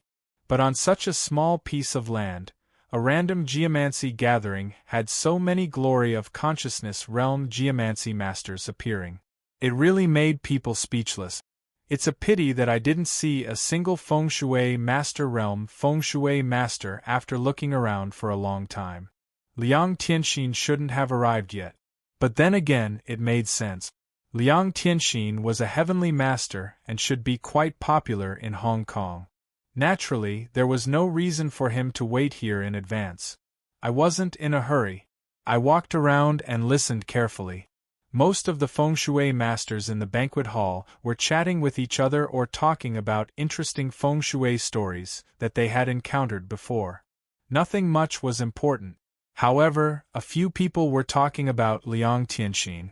They said that they were excited to see a heavenly master realm senior today. I smiled. Wen Shiliang didn't lie to me.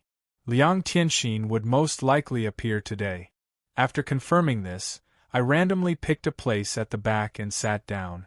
After dispersing the Dao Qi around my body, a waiter quickly brought me some tea. I took a sip and waited quietly. Around 10 minutes later, the door of the banquet hall was pushed open. An old man in a dark suit walked in with a group of people. When the feng shui masters in the banquet hall saw this man, they all stopped talking. The banquet hall became silent. At this moment, a white-haired old man behind the old man announced, "Mr. Mi Ding City has arrived." Today's guest was Mi Ding City, a wealthy Hong Kong businessman. I lifted my head to look at him. Mi Ding City was around 60 years old. He was skinny. I guessed it was because he hadn't had a good rest that he didn't look well. Moreover, his forehead was dark and sunken on both sides. His forehead was dark and gloomy, which was a sign that something bad had happened. The two sides of his forehead were where his parents' palaces were located, which symbolized the health of his parents and ancestors. According to Wen Shiliang, it seemed there was something wrong with the Mi family's ancestral grave. While I was reading his face, Mi Dingcheng walked to the center of the banquet and cupped his hands in greeting. Gentlemen, I thank you for taking the time out of your busy schedules to visit my humble abode. As the old man spoke, he bowed to the old man. The feng shui masters in the banquet hall stood up and waved their hands. They said, "Mr. Mi, you don't need to be so polite." After exchanging some pleasantries, Mi Ding City raised his hand to signal the others to keep quiet. Then, he said, "I believe you all know why I've invited you here today." Then, Mi Ding City sighed and looked sorrowful. He continued, "Recently, I've been dreaming about my father being bullied by evil spirits in the underworld. I've also made a lot of mistakes in my business. It's okay when it comes to business, but my father has worked hard for me his whole life. As his son, how could I bear to see him suffer in the underworld? Today I've invited you here because of this. All of you here are experts in feng shui, and your cultivation base isn't ordinary. I sincerely ask you to help me solve the problem in front of me. I want to let my father's soul rest in peace in the underworld. Then, I will have fulfilled my duty as a son." Mi Ding City bowed to the crowd again. His words and actions were full of sincerity. The crowd quickly stood up. A dark, skinny old man in the front row said to Mi Ding City, "Mr. Mi, you're too kind. Everyone in Hong Kong knows that Mr. Mi is the leader of Hong Kong's business world. You've given us face by inviting us here today. As long as we can do something, no one would dare to hide it. You don't need to be so polite, Mr. Mi." The feng shui masters all chimed in, showing their respect for Mi Ding City. "Mr. Ma Zhengkuan, you're a senior in the feng shui sect. Your words put me at ease." The feng shui master who spoke just now seemed to be familiar with Mi Ding City. Mi Ding City stroked his beard and responded with a smile. "Haha. Elder Mi is a man of virtue and prestige. Since there's a need for us geomancers today, we're all willing to climb mountains of blades and swim through seas of fire for it. Elder Mi, please tell us what's going on." Mi Ding City stroked his beard. "There's no hurry. Everyone here is one of the top masters in Hong Kong, and you all have deep attainments in feng shui. Now that I've taken up so much of your time, I already feel bad about it. How can I let you all starve and listen to this old man's story? Come, let's eat first. I'll tell you in detail after dinner." Mi Ding City clapped his hands, and the waiter began to serve the dishes. The food was sumptuous, but the people here were all big shots. Their minds weren't on the food. Most of them picked a few mouthfuls and finished the meal hastily. Seeing that everyone was almost done, the waiter brought some refreshments and tea. Mi Ding City said, "Since I've invited you here today, I won't let you come for nothing. All the gentlemen present today will receive a reward of $500,000 each.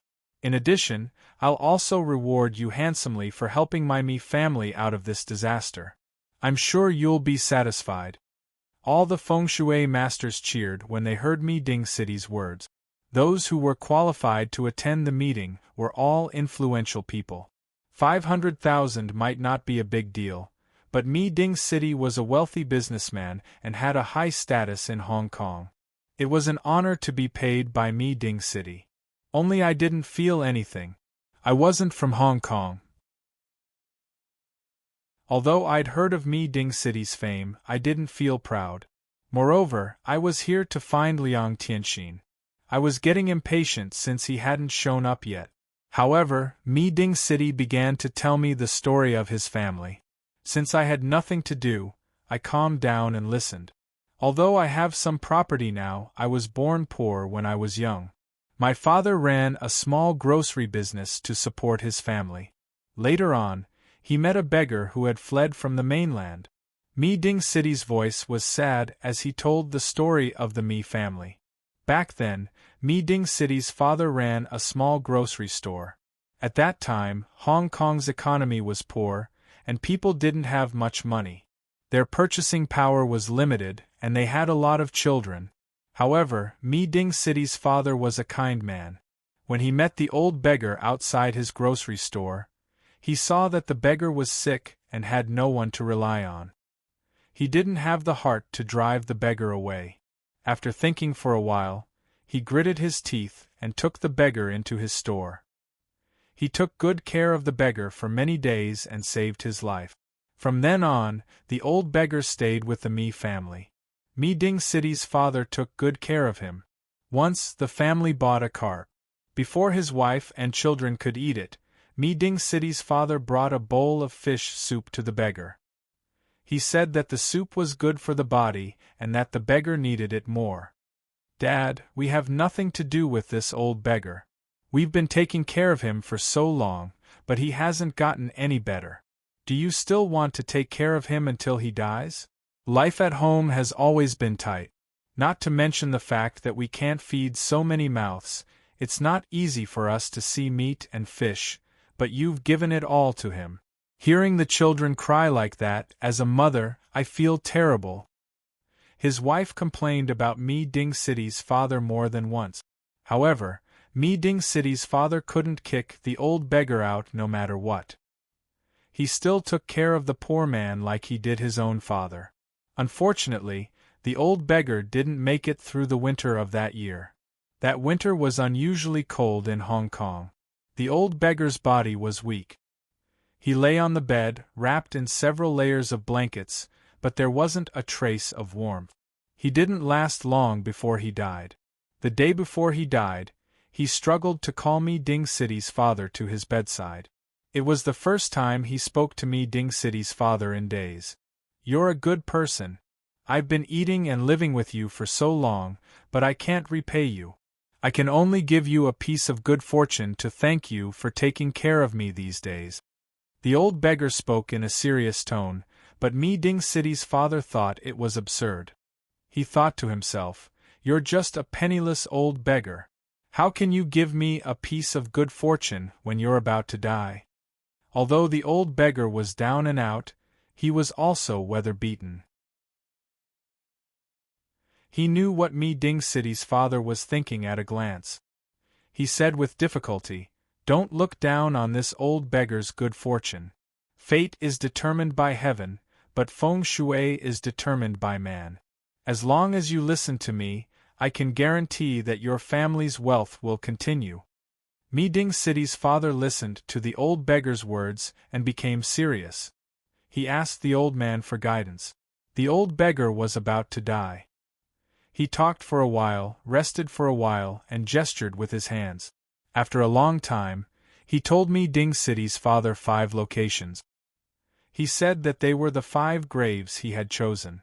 After making sure that Mi Ding City's father remembered the locations, the old beggar grabbed Mi Ding City's father's hand and said solemnly, "These 5 graves, 1 ominous and 4 auspicious. After I die, you don't need a coffin. Just wrap me in a straw mat and bury me in that ominous cave. Remember, and your Mi family's grave will be moved to." Unfortunately, the old beggar breathed his last at this moment. Mi Ding City's father was confused at first, but after thinking about it carefully, he felt that the old beggar wouldn't say anything wrong before he died. Therefore, he followed the old beggar's instructions and buried him in that ominous cave. Then, based on his shallow knowledge of feng shui, he moved his family's grave to a place that he thought had good feng shui. The second year after he moved his family's grave, Mi Ding City's father hit the jackpot and quickly became rich. Since then, the Mi family's children were filial and the family business grew bigger and bigger. In recent years, the Mi family had become the biggest family in Hong Kong. Outsiders didn't know, but Mi Ding City knew very well that the Mi family's prosperity was all because of the old beggar's protection. Mi Ding City's tears flowed down his face. "I sent people to investigate. That old beggar was a feng shui master from the mainland. He was persecuted and fled to Hong Kong. After I found out his name, I set up a memorial tablet for him at home. I thought that with his guidance, the Mi family would be prosperous for generations to come. I didn't expect that so many things would happen. I couldn't figure out the reason at first, but when I recalled what my father had told me, I thought that perhaps the old man had already predicted that our Mi family would end up like this, so he pointed out the 4 auspicious acupoints. So, after much consideration, I decided to move my family's grave.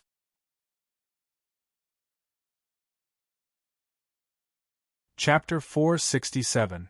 After Mi Ding-ching finished his story, he used his sleeve to wipe away the tears at the corner of his eyes.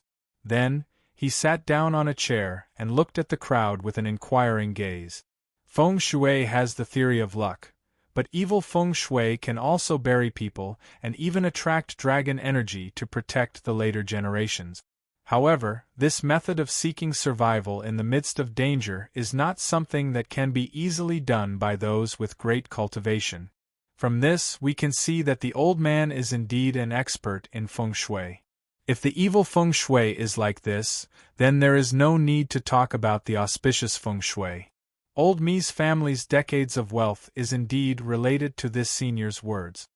The dark-skinned old man who spoke first, Ma Zhengkuan, was the first to agree.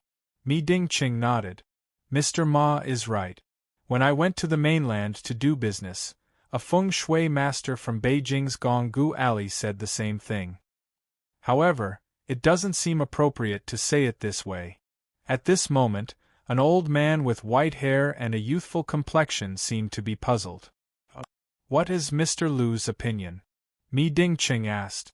The old man named Lu used the flipping trigram palm and lowered his head to calculate for a while before continuing. Feng shui does have the theory of luck, but evil feng shui requires an auspicious feng shui.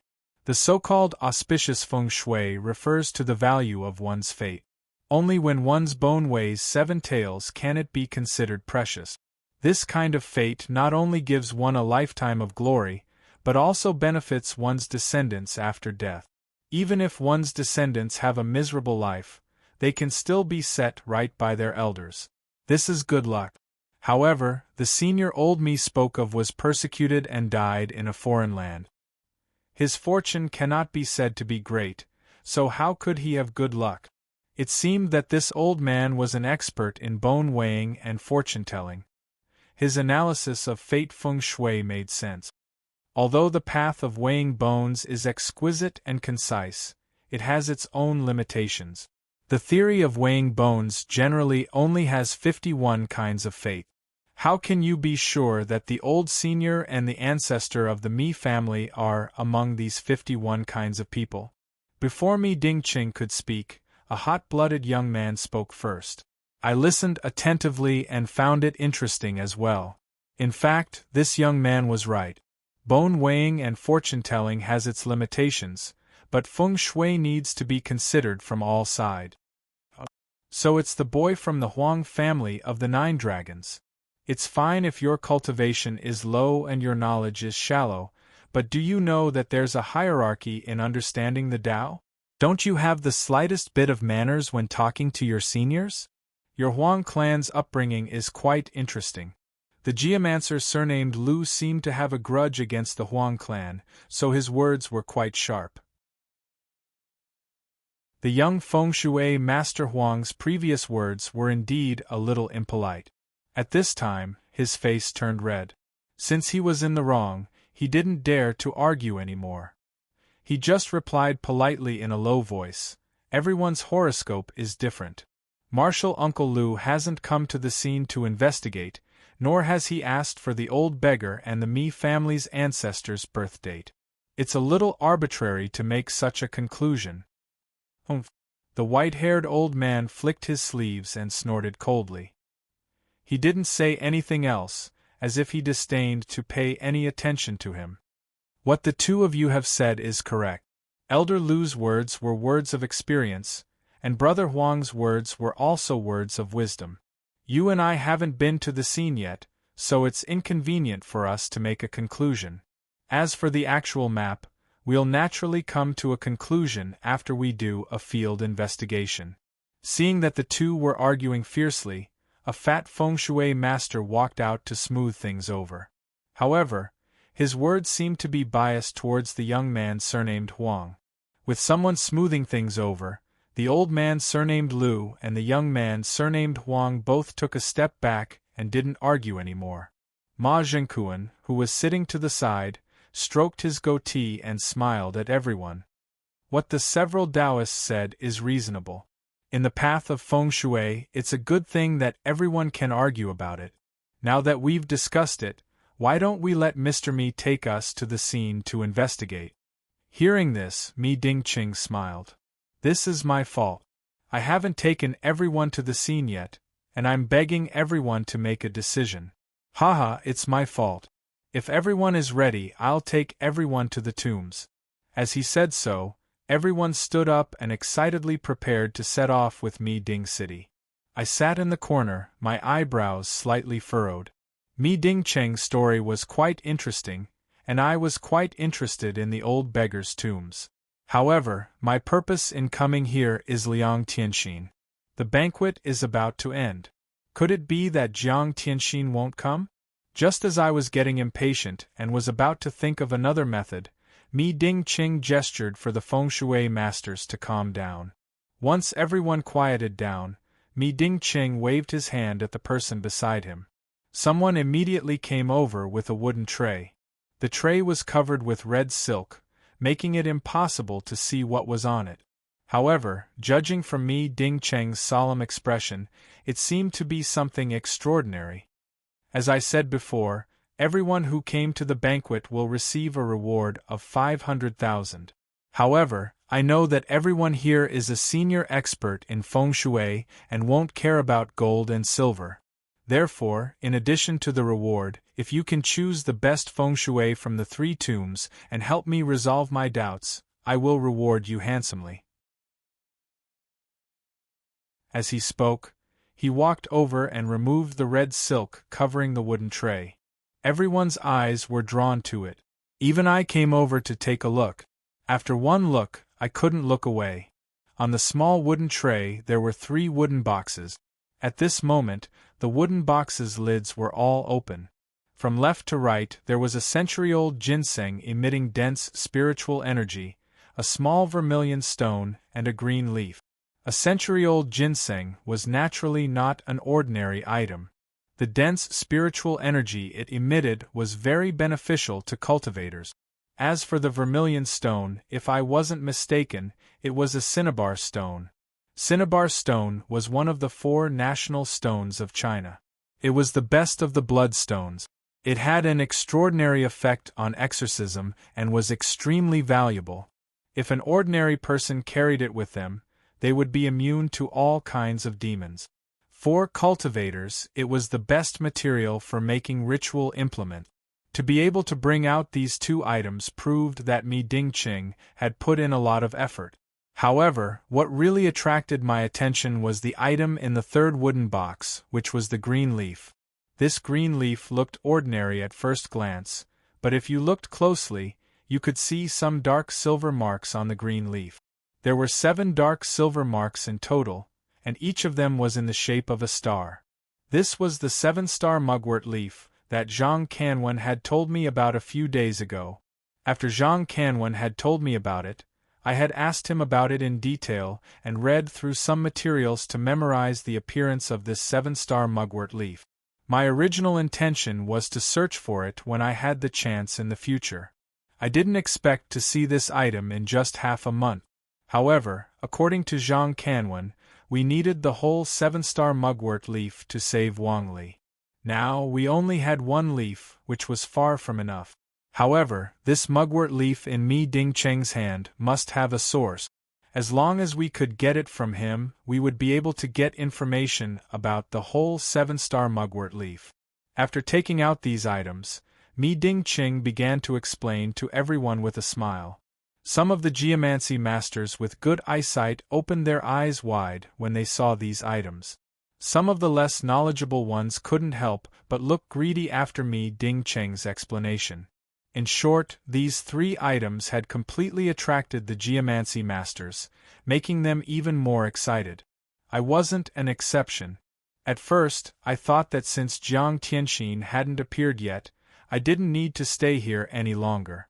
However, after seeing this 7-star mugwort leaf, I couldn't move my feet anymore. After thinking for a while, I followed the others to Mi Dingcheng. Compared to finding Liang Tianxin, the 7-star mugwort leaf was more important. When we left the hotel, Mi Dingcheng had already arranged a car to take us to the graveyards he had mentioned. First, Mi Dingcheng took us to the grave cave where the old beggar was buried. After we got out of the car, I lowered my head and looked around. I couldn't help but frown. The other geomancy masters had the same expression as me. More or less, they were all shocked.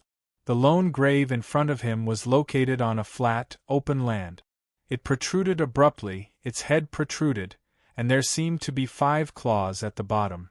After the erosion of wind and rain for a long time, the 5 claws had become particularly sharp. That's the Heavenly Dipper tiger palm. It's extremely ominous.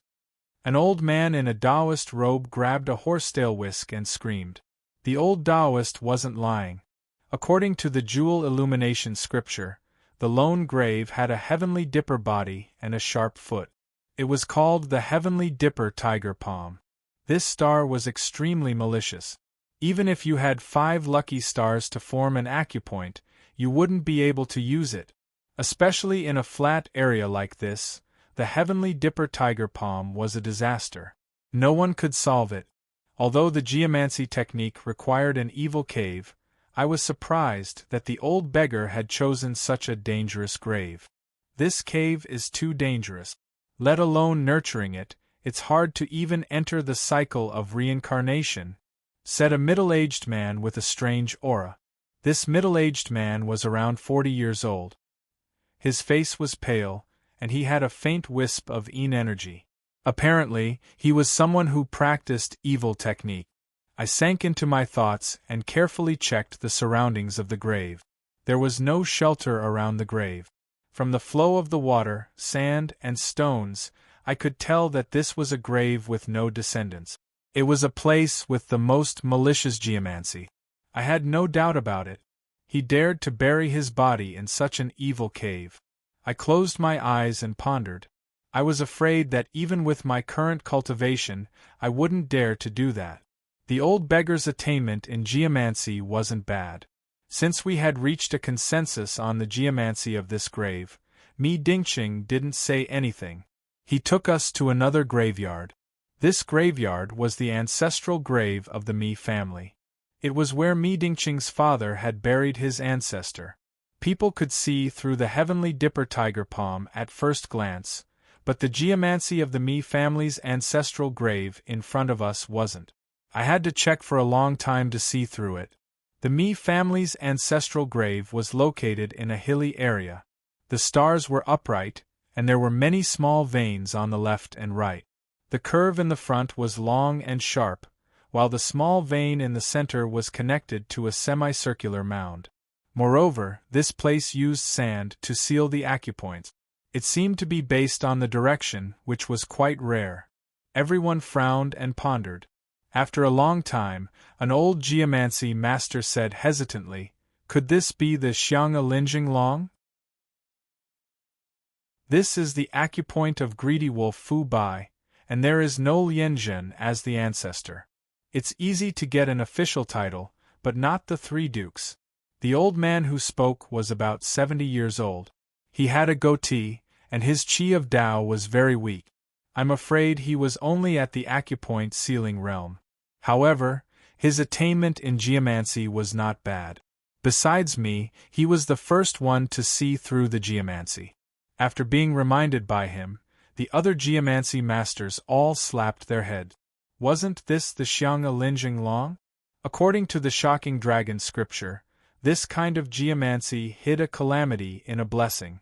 The descendants were smart and knowledgeable, and most of them could become officials in one go. However, because it was the acupoint of greedy wolf Fu Bai, they needed the protection of Mount Shao. Otherwise, they wouldn't be the three dukes, and wealth wouldn't be passed down for 3 generations. In layman's terms, this acupoint was a little strange. It was considered an auspicious acupoint, but it hid a calamity. It depended on whether the life palace of the buried person was strong enough to withstand the calamity. If it couldn't, the auspicious acupoint would only last for 3 generations. After that, it would bring calamity to the descendants, and they wouldn't be able to protect them for eternity. Although this kind of geomancy was rare, it coincided with the heavens. It was like the Han people used to give their children despicable names like Stone and Tile. It was said that when it came to reincarnation, such despicable names couldn't enter the reincarnation cycle of humans or animals. Since they couldn't easily fall into the reincarnation cycle, they could naturally live to 100 years old. Therefore, despicable names contained the humblest expectations of their fathers. Of course, after the despicable nicknames, they would often come up with a great name. For example, the name of the founder of the current dynasty was meant to nourish the East. However, people were born with a great life, and it was enough to support this great name. It was the same for choosing ancestral grave. Some had excellent geomancy, and their ancestors' bones were buried there, and their descendants would have a long life of good fortune. Of course, this was the best place to fix the acupoint. However, there were also some geomancy that could also bring good fortune to the descendant. However, it was similar to the old beggar's luck-changing technique. The auspicious acupoint also needed to be supported by a noble fate, the family's fate, and the ancestor's fate. Otherwise, it would be like a child carrying a stone that weighed several hundred pounds. If he couldn't support it, he would be crushed. The string song facing the political dragon, in front of us, was like this. The geomancy of this place was excellent, but it wasn't something an ordinary person could control. Since Mi's father had been poor for half of his life, he didn't have a great life. Thinking about this, I was a little suspicious. If Mi's father had a poor life, why did the old man who was good at geomancy give him such a place? Although this kind of place could bring him wealth temporarily, it would all be for naught. The old beggar said that it was good fortune, but it wasn't good fortune at all.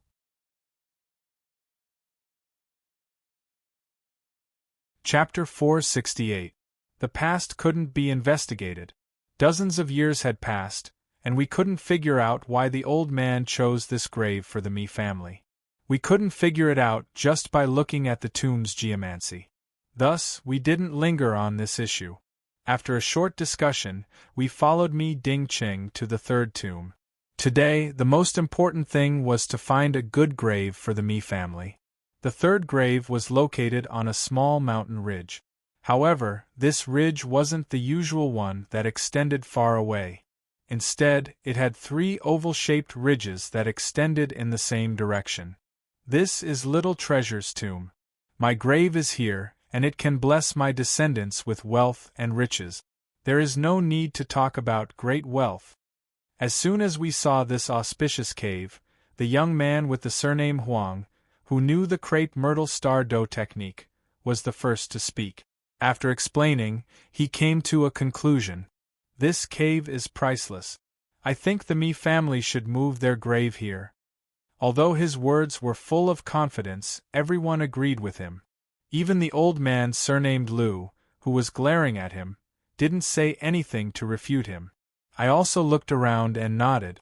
This was indeed a good grave. Moreover, the mountain in front of us was famous for its geomancy. The Chalcedony Sutra had an introduction about this kind of terrain. In geomancy, this place was called the Treasure Cave or the Fortune Star. If the grave was located here, the future generations would be rich. Although they couldn't be bestowed the title of Marquis or Prime Minister, they would be rich and have a long life. After the young man with the surname Huang came to a conclusion, he became even more excited. The Mi family is one of the wealthiest families in Hong Kong. As the saying goes, it's not easy to conquer a country, but it's even harder to defend it. It's not easy for the future generations to protect such a great fortune. Although the geomancy of this place isn't that of a real dragon, it's the best place for the Mi family to pursue a long life of riches. Previously, Mi Dingqing had said that whoever could find the auspicious acupuncture point and explain the principles behind it could take away the 3 treasures after gaining its approval. After the young man surnamed Huang finished speaking, he couldn't wait to reveal a happy expression on his face. At this moment, the old Taoist priest shook his head. "Little friend Huang, you're wrong. This auspicious cave was indeed a pattern of riches and honor, but it was more conservative than aggressive. As the saying goes, water flows to the lowest point, and people walk to the highest point. If the choice of ancestral grave is so conservative, how can the family business advance further? Moreover, the Mi family still has 2 choice acupoints, and they are both auspicious acupoints. Why not look at those 2 acupoints before making a decision?" The geomancy master surnamed Huang seemed to want to refute, but he opened his mouth and didn't say anything. He only said that the other 2 auspicious acupoints could be looked at, but no matter how good the other 2 were, he had already made up his mind to choose this one. Mi Dingqing did not express his opinion. He smiled and encouraged Master Huang, saying that he would definitely consider this matter seriously. Then, he stood up and led everyone to the remaining 2 tombs. I smiled faintly and followed him. The feng shui of the first location was pretty good, but it wasn't as simple as the young man with the surname Huang said. If he wanted to be rich and powerful, just a small treasure like a dragon wouldn't be enough. However, I wasn't in a hurry to talk about it. After checking the feng shui of the other 2 locations, I would be able to make a decision. The young man with the surname Huang had taken the first option. If the others wanted to get the 3 treasures, they would have to go to the other 2 locations. That was why people were eager to try. They were excited along the way. Soon, we checked the other 2 locations. The feng shui of the other 2 locations didn't look suspicious. All the geomancy masters there recognized them. One of them had several peaks, which was a good acupoint for flying moth. The other one was on a small mountain with a flat top. It was called the Rising Sky Acupoint. In the art of Xianglong, flying moths were the auspicious acupoints, which meant that they would be rich and then noble. As for the Rising Sky Acupoint, it was even more noble. It was the Rising Sky Acupoint for the children and grandchildren. As a result, all the feng shui masters were silent. The feng shui of the other 3 tombs weren't bad. The small treasure acupoint could protect the children and grandchildren, the good acupoint for flying moths to be rich and then noble, and the Rising Sky Acupoint was the acupoint for the true dragon. In terms of feng shui, the Rising Sky Acupoint was the best. There was no doubt about that. However, the auspicious acupoint needed to be supported by the noble acupoint. Considering the situation of the Mi family, no one could give a complete explanation as to which one to choose. In my opinion, it should be the last one, the Rising Sky Acupoint. The old man in the Taoist robe, who refuted geomancy Master Huang, spoke first. The Mi family is rich now, but it's not as rich as noble. If that's the case, why don't the Mi family look higher? As far as I know, Elder Mi has 2 sons who are in their prime. Why not move the ancestral grave here, and send the younger generation to Qingyun? As soon as he finished speaking, someone else expressed a different opinion. I don't think it's appropriate. The Mi family is rich now. It's best to move forward steadily. If we really move the ancestral grave here and it can't support this fate, won't it be harmful? Yeah, I think so too. There's a saying in Tao, the way of heaven takes away the surplus and makes up for the deficiency. The Mi family has the ancestors' blessing and we're rich now. If we don't have enough people, I'm afraid it's inappropriate. In my opinion, there's no harm in choosing a slow path. The flying moth's auspicious acupoint fits the pattern of getting rich first and then being noble. It's more suitable as a new grave. This old man was a steady person. The flying moth's acupoint was a moderate one. It wasn't conservative or reckless, so it was more suitable. However, I frowned. These 3 places weren't as simple as they looked. I thought the small treasure lid and the flying moth's acupoint weren't bad, but they weren't as perfect as they thought. There were some flaws. However, the last one, the rising sky acupoint, was wonderful. It was a bit exaggerated to call it a true dragon's acupoint, but it was indeed an excellent auspicious acupoint. However, I was even more puzzled. These were all auspicious acupoints. That year, the old beggar had chosen the best one and told me Papa. Why did he drag it out and tell me Papa to remember it? It didn't make sense. Everyone debated for a long time, but no one could convince the other. Seeing that it was getting late, Mi Ding Ching stood up and persuaded everyone to return to the hotel. He said it wouldn't be too late to discuss it during the banquet. No one objected and followed Mi Ding Ching back to the hotel. After returning to the hotel, Mi Ding Ching prepared the banquet. However, no one's mind was on the banquet. They were either deep in thought or whispering to each other. Suddenly, an old man in a suit rushed in and whispered something to Mi Ding Ching. Mi Ding Ching's face lit up. He stood up and said to everyone, for this dragon-seeking banquet, I've not only invited all of you, but I've also invited Master Liang Tian Xen. He's already outside the hotel and will be here soon. Hearing this, everyone was shocked. They hurried to stand up and greeted him. They didn't have time to discuss feng shui anymore. I was also surprised.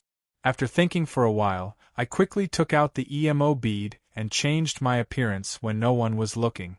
My original intention was to ask Liang Tian Xin about what happened in the past, so I didn't need to hide myself. However, after seeing the mugwort leaf that Mi Ding Ching took out, I changed my mind. It's better not to have any conflict with Liang Tian Xin. It won't be too late to find trouble with him after I get the 7-star mugwort leaf. Soon, an old man in brown appeared at the door. I raised my head and saw that it was the ghost-raising sect's supreme elder, Liang Tian Xin. As soon as Liang Tianxin appeared, all the feng shui masters present greeted him in unison, and they were extremely respectful. Liang Tian Xin's face was cold. He didn't pay attention to them. He didn't even retract his heavenly master aura. He walked in with a heavy pressure and sat down on the seat of honor. Due to their status, no one dared to take the initiative to talk to Liang Tianxin, even though there were many feng shui masters present. It was Mi Dingqing who was the first to speak to Liang Tianxin in an ingratiating manner. He smiled and said to Liang Tianxin, "It is my great honor that Master Liang could attend my dragon hunting banquet today." Liang Tian Xin shook his head. "Since Mr. Mi invited me, of course, I have to come." No. Mi Dingqing waved his hand and apologized. "Master Liang is the leader of metaphysics in Hong Kong. I shouldn't disturb you. It's just that the relocation of the ancestral graves concerns the life and death of my Mi family. That's why I invited you. Please don't blame me, Master Liang." Liang Tian Xin shook his head again. "Feng shui doesn't care about one's cultivation. I'm in this line of work. I study all the feng shui in the world to get closer to the Tao. Mr. Mi's invitation doesn't count." Although the old man's face was cold, his words showed respect to Mi Dingqing. Mi Dingqing also felt proud of himself. He smiled and said, "Actually, Master Liang doesn't have to come in person. I've already sent detailed photos of the graveyards to you. If Master Liang can take a look and pass on a message, I will be eternally grateful. I didn't expect you to come in person. This is really, I don't deserve it." He talked a lot, but Liang Tian Xin was a little impatient. He waved his hand and said, "It's just a gift. Mr. Mi has given me a lot of money, so of course I have to come. There's no need to be so polite. Besides, I'm quite interested in the 7-star mugwort leaf that Mr. Mi promised today." I'm here to take it. 7-star mugwort leaf? Mi Dingqing was taken aback, but he quickly reacted and said, Master Liang, are you talking about that green leaf? He clapped his hands in annoyance and continued, If I knew Master Liang was interested in that leaf, I would have sent it to you earlier. But it doesn't matter. I have another one with me. Please wait a moment, Master Liang. I'll get someone to bring it over. There's another one?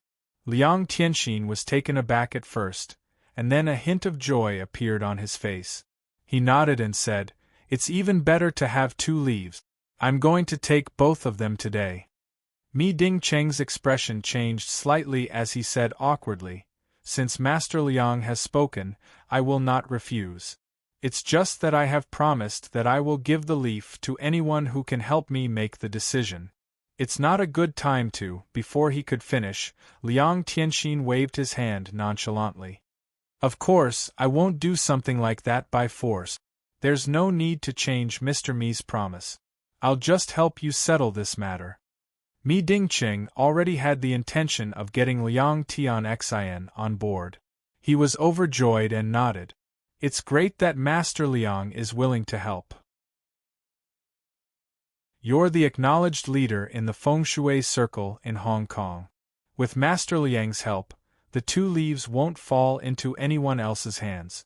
As soon as he finished speaking, he seemed as if he was deeply afraid that Liang Tianxin would go back on his word, so he hurriedly went back to the main topic and continued. It's already late today, so why don't Master Liang rest in my humble abode for a night? Tomorrow morning, I'll lead the way for Master Liang to go to those 3 places of selection and investigate them in detail. Liang Tianxian shook his head. There's no need for an on-site survey. I've seen the pictures you sent earlier and have some understanding of the 3 sites. You've seen them? Mi Dingqing was overjoyed. In your opinion, where should I move my ancestral grave? Liang Tianxian didn't answer immediately. Instead, he turned to look at the Feng Shui masters in front of him. After a moment of silence, he said, Before I came in, I heard you talking about the Feng Shui of the 3 sites. I thought you were all famous people in the Hong Kong Feng Shui circle. I didn't expect that after listening to you for a long time, all you said were vulgar words. After Liang Tianxin's arrival, these geomancy masters had already held their breaths, not daring to speak. Now that they suddenly heard his criticism, they were even more embarrassed, and no one dared to refute him. Liang Tianxian didn't care about their reactions. He just stood up and walked forward. Suddenly, he asked, What is Feng Shui? Before anyone could answer, Liang Tianxian answered his own question. The turning of a river is Feng Shui. The appearance of a stone in a pond is also Feng Shui. Since ancient times, the Feng Shui of dead houses in China has been focused on dragon cave sand water. Choosing a dead house not only requires finding the dragon cave, but also distinguishing the water from the sand. Everyone was talking about where the dragon vein came from. Why didn't anyone distinguish between sand and water? Hearing this, the Feng Shui masters looked at each other. After a while, one of them said, Perfected Master Liang, it's not that we don't know how to distinguish between sand and water. It's just that the art of sand and water is broad and profound. With our level of cultivation, it's impossible for us to distinguish between sand and water. What's more, sand and water doesn't have much effect on Feng Shui. That's why there aren't many experts. Idiot! Before he could finish, Liang Tianxian scolded him. Hong Kong has always been known as the capital of Feng Shui. I didn't expect these young people to be so ridiculous. Hearing his scolding, the dozens of Feng Shui masters, from the white-haired old man to the young man, didn't dare to speak. Everyone listened respectfully. Liang Tianxian shook his head. He seemed to be very dissatisfied with these young Feng Shui masters. After a while, he continued. The dragon vein controls the fate of the world, but it's not the same. Mountains and rivers don't change for thousands of years, So why does the feng shui of the dragon vein change from time to time? The change of feng shui of the dragon vein lies in sand and water. For example, the Yellow River. Have you ever seen the sand of the Yellow River stay motionless for thousands of years? The Yellow River originated from the ancient times, and the river's sand flows all the way east to the sea. It's not only the sand and stones in the river that move, but also the fate of the dragon vein of Huaxia. Another example is the dragon vein of Huaxia.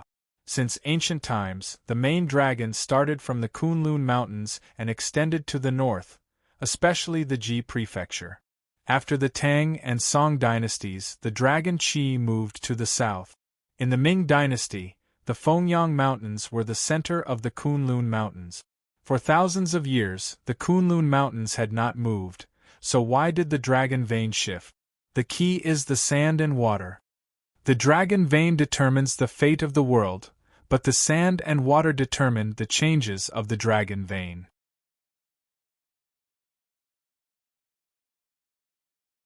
Chapter 469.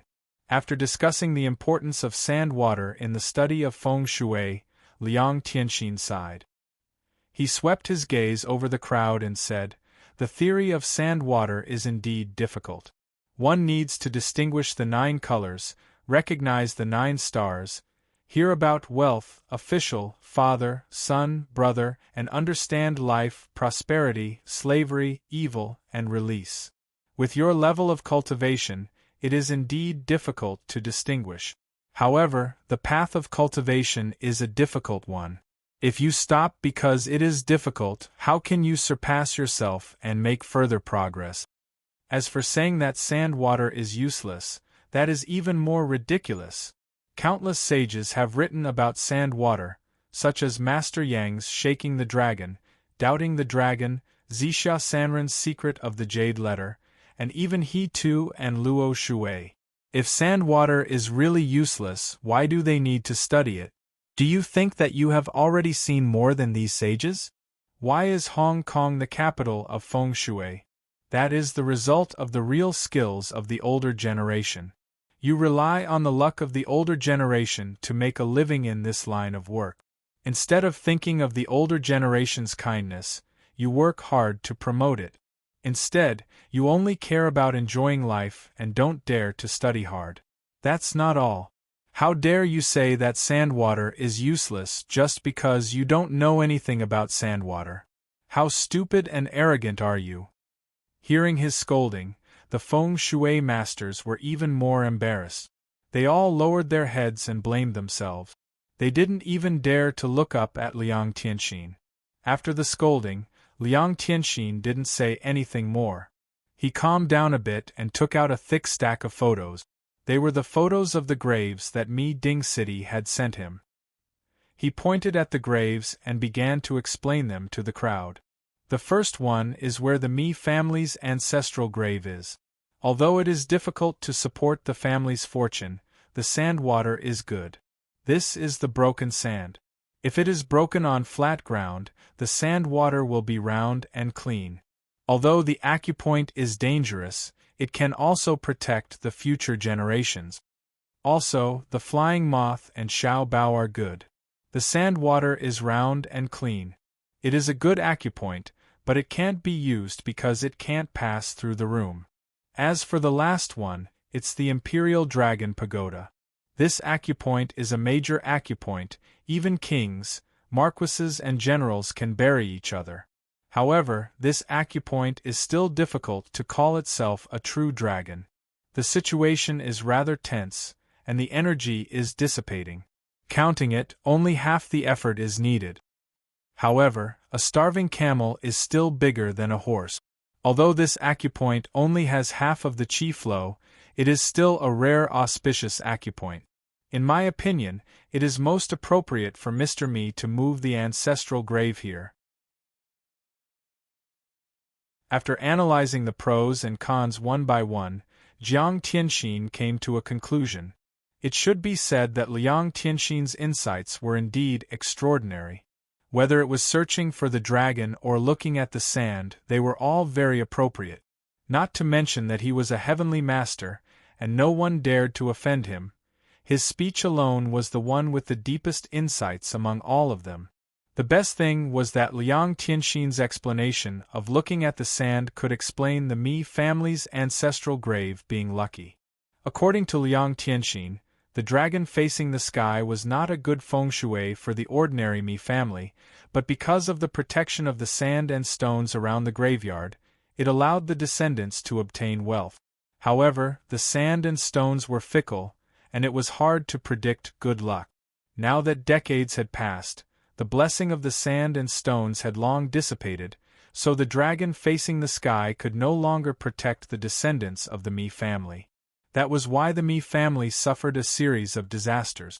Based on the analysis of the sand and stones, there was no need to compare the remaining 3 spots to choose an auspicious acupoint. The speech was reasonable, and no one could refute it. All the feng shui masters present praised it at the same time, expressing their admiration.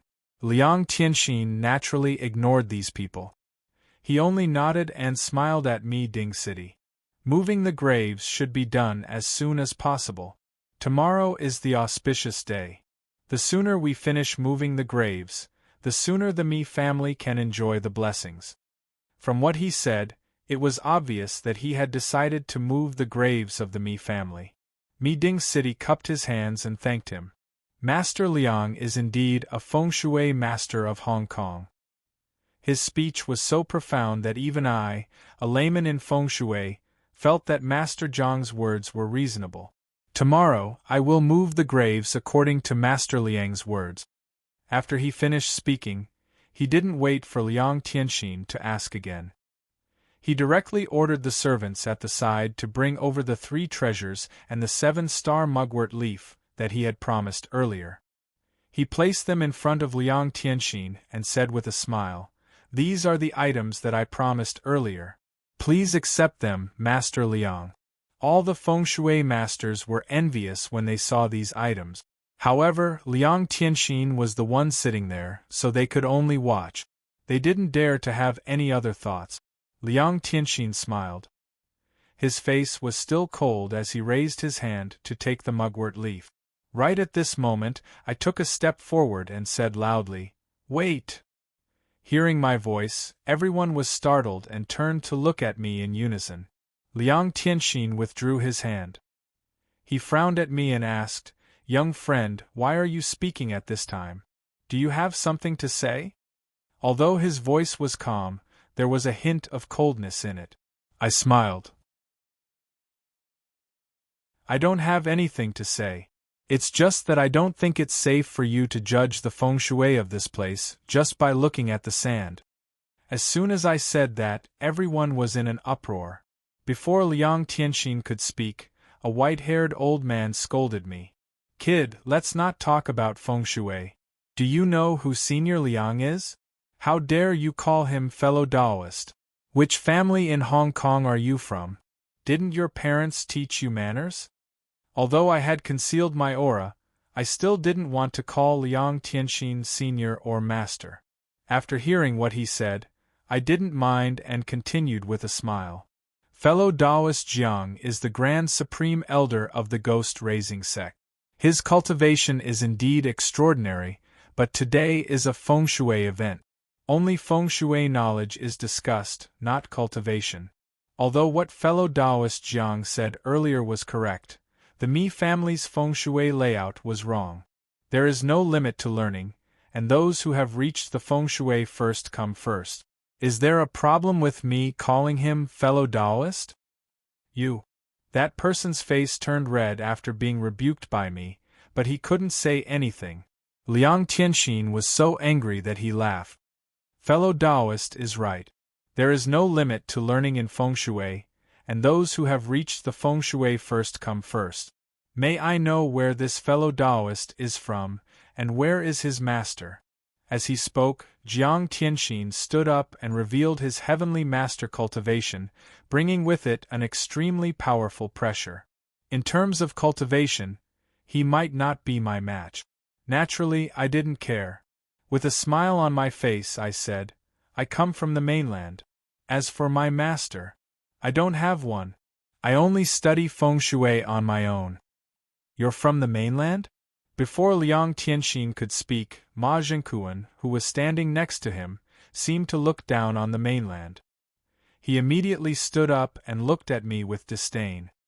Although feng shui originated from the mainland has been in turmoil for many years, and feng shui has long been abandoned. Hong Kong, on the other hand, is widely recognized as the capital of feng shui. You're just a country bumpkin from the mainland with your shallow skills. You might be able to deceive people in your mainland, but you dare to talk nonsense here in Hong Kong? In Master Liang's words, you're too presumptuous. I turned to look at him. This person was interesting. He was a feng shui practitioner, yet he looked down on the mainland. It sounded like a Tai Chi practitioner looking down on the Qin family's ditch. It was ridiculous. I shook my head. Mr. Ma, your words are ridiculous. Since you know that feng shui originated from the mainland, how could you dare to say such words? Since you want to borrow fellow Taoist Liang's words, I'll borrow fellow Taoist Liang's words as well. A starving camel is still bigger than a horse. Although the development of feng shui in the mainland has been stagnant in the past few years, its foundation is still profound. Moreover, it has been developing vigorously in the past few years. How could a small place like Hong Kong compare to it? If people respect me, I will respect them tenfold. Since this old man was so rude, I didn't need to give him face. You. Ma Zhengkuan was enraged. He pointed at me and scolded me. However, he didn't know what to say. Liang Tianxin's face became solemn. He frowned at me and said, "Boy from the mainland. Very good. Let's not talk about which part of the mainland and Hong Kong has the best feng shui. Today we're looking at the Mi family's feng shui. You said that I was wrong about the feng shui layout. Very well, if you point out my mistake, I'll call you my friend. Otherwise, I'll have to help your family's elders teach you manners." I smiled and nodded. I didn't argue and asked for the photos of the graveyard from Liang Tianxin's hands. The feng shui path was broad and profound. Liang Tianxin had studied the Mi family's feng shui from the Dragon Cave sand water. Previously, I had the same opinion as him. I could only see the sand water, and I could barely explain it. However, after Liang Tianxin showed up and showed me the photos, I understood something. After carefully checking each graveyard, I smiled and took out a picture I had taken from the sky, showing it to Liang Tianxin.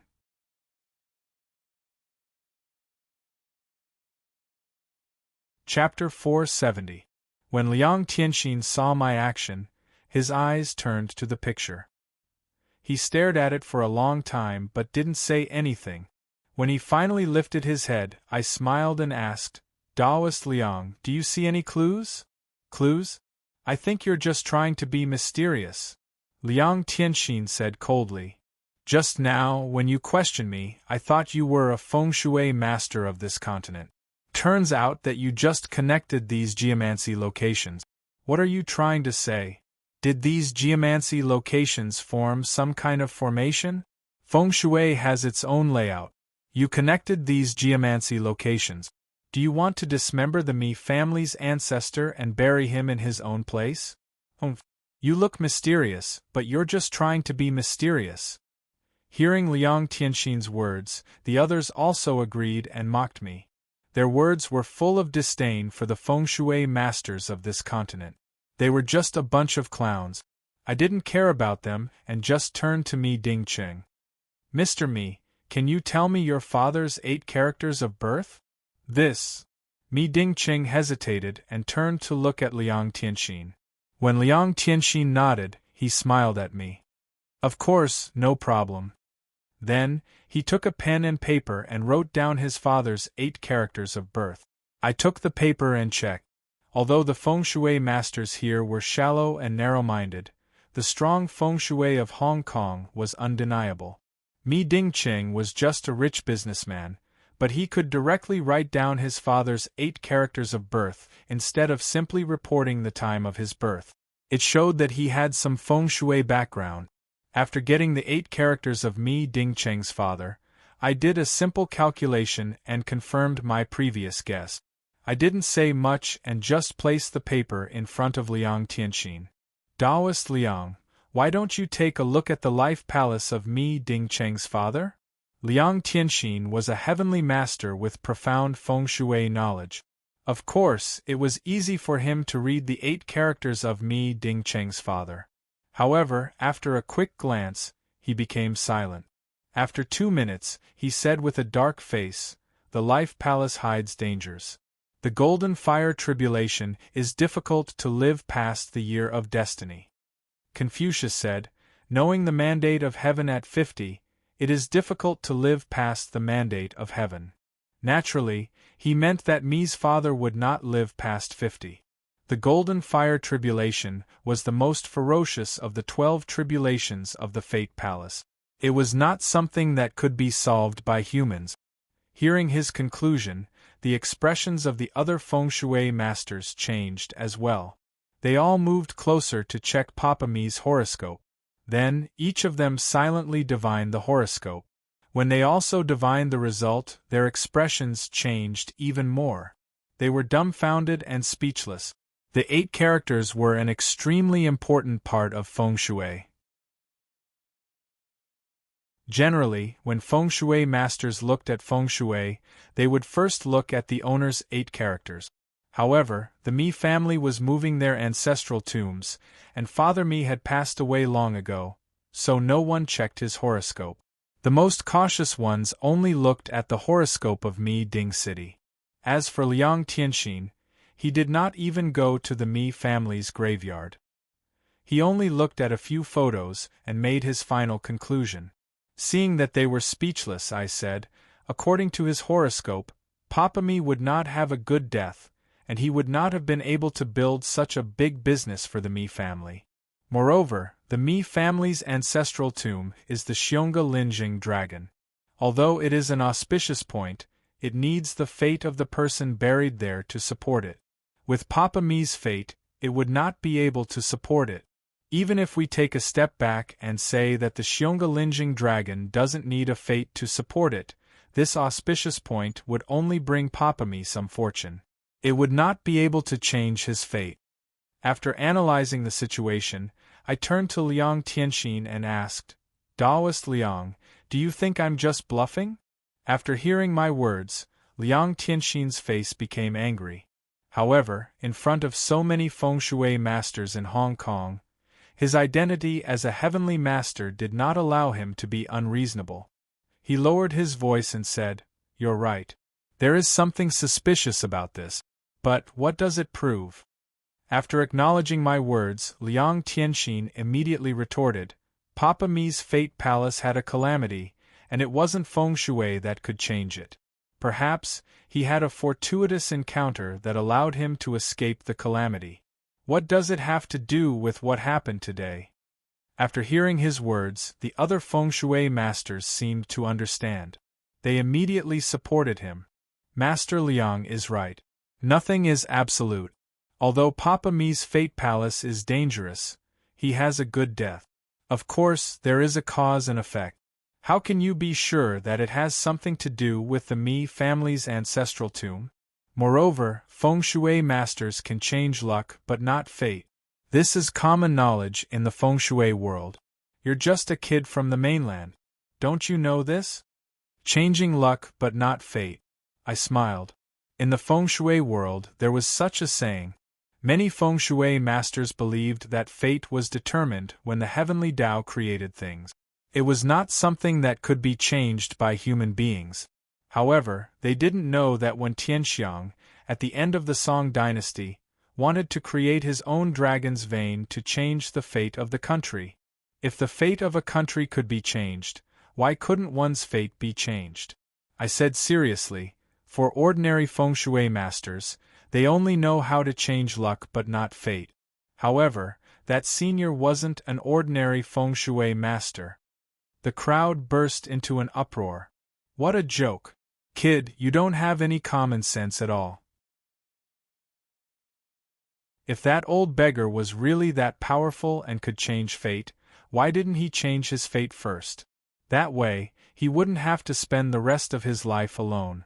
Why would he need old Mr. Me's help? You're full of nonsense. Ma Zhenkuan, who had been mocking me the whole time, was the first to speak. I looked at him with a smile. Feng Shui masters can judge others but not themselves. This is common knowledge. Old Mr. Ma says that I don't have common sense, but I can see that you don't have much common sense at your age. You! Ma Zhenkuan's face darkened, and his chest heaved up and down. It was obvious that he was angry. However, what he said just now was indeed a thoughtless remark. After being ridiculed by me, he couldn't say a single word. Shut up! Liang Tianxin waved his hand with a gloomy face. He stopped the others from speaking up for Ma Zhenkuan. He turned to me and asked in a serious tone, "You said that the old beggar changed Me's father's fate.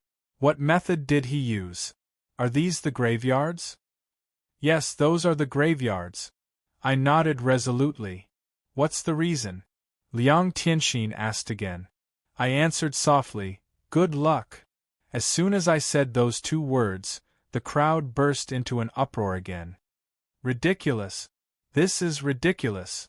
Ma Zhenkuan, who had been angered by me to the point of vomiting blood, was the first to stand up.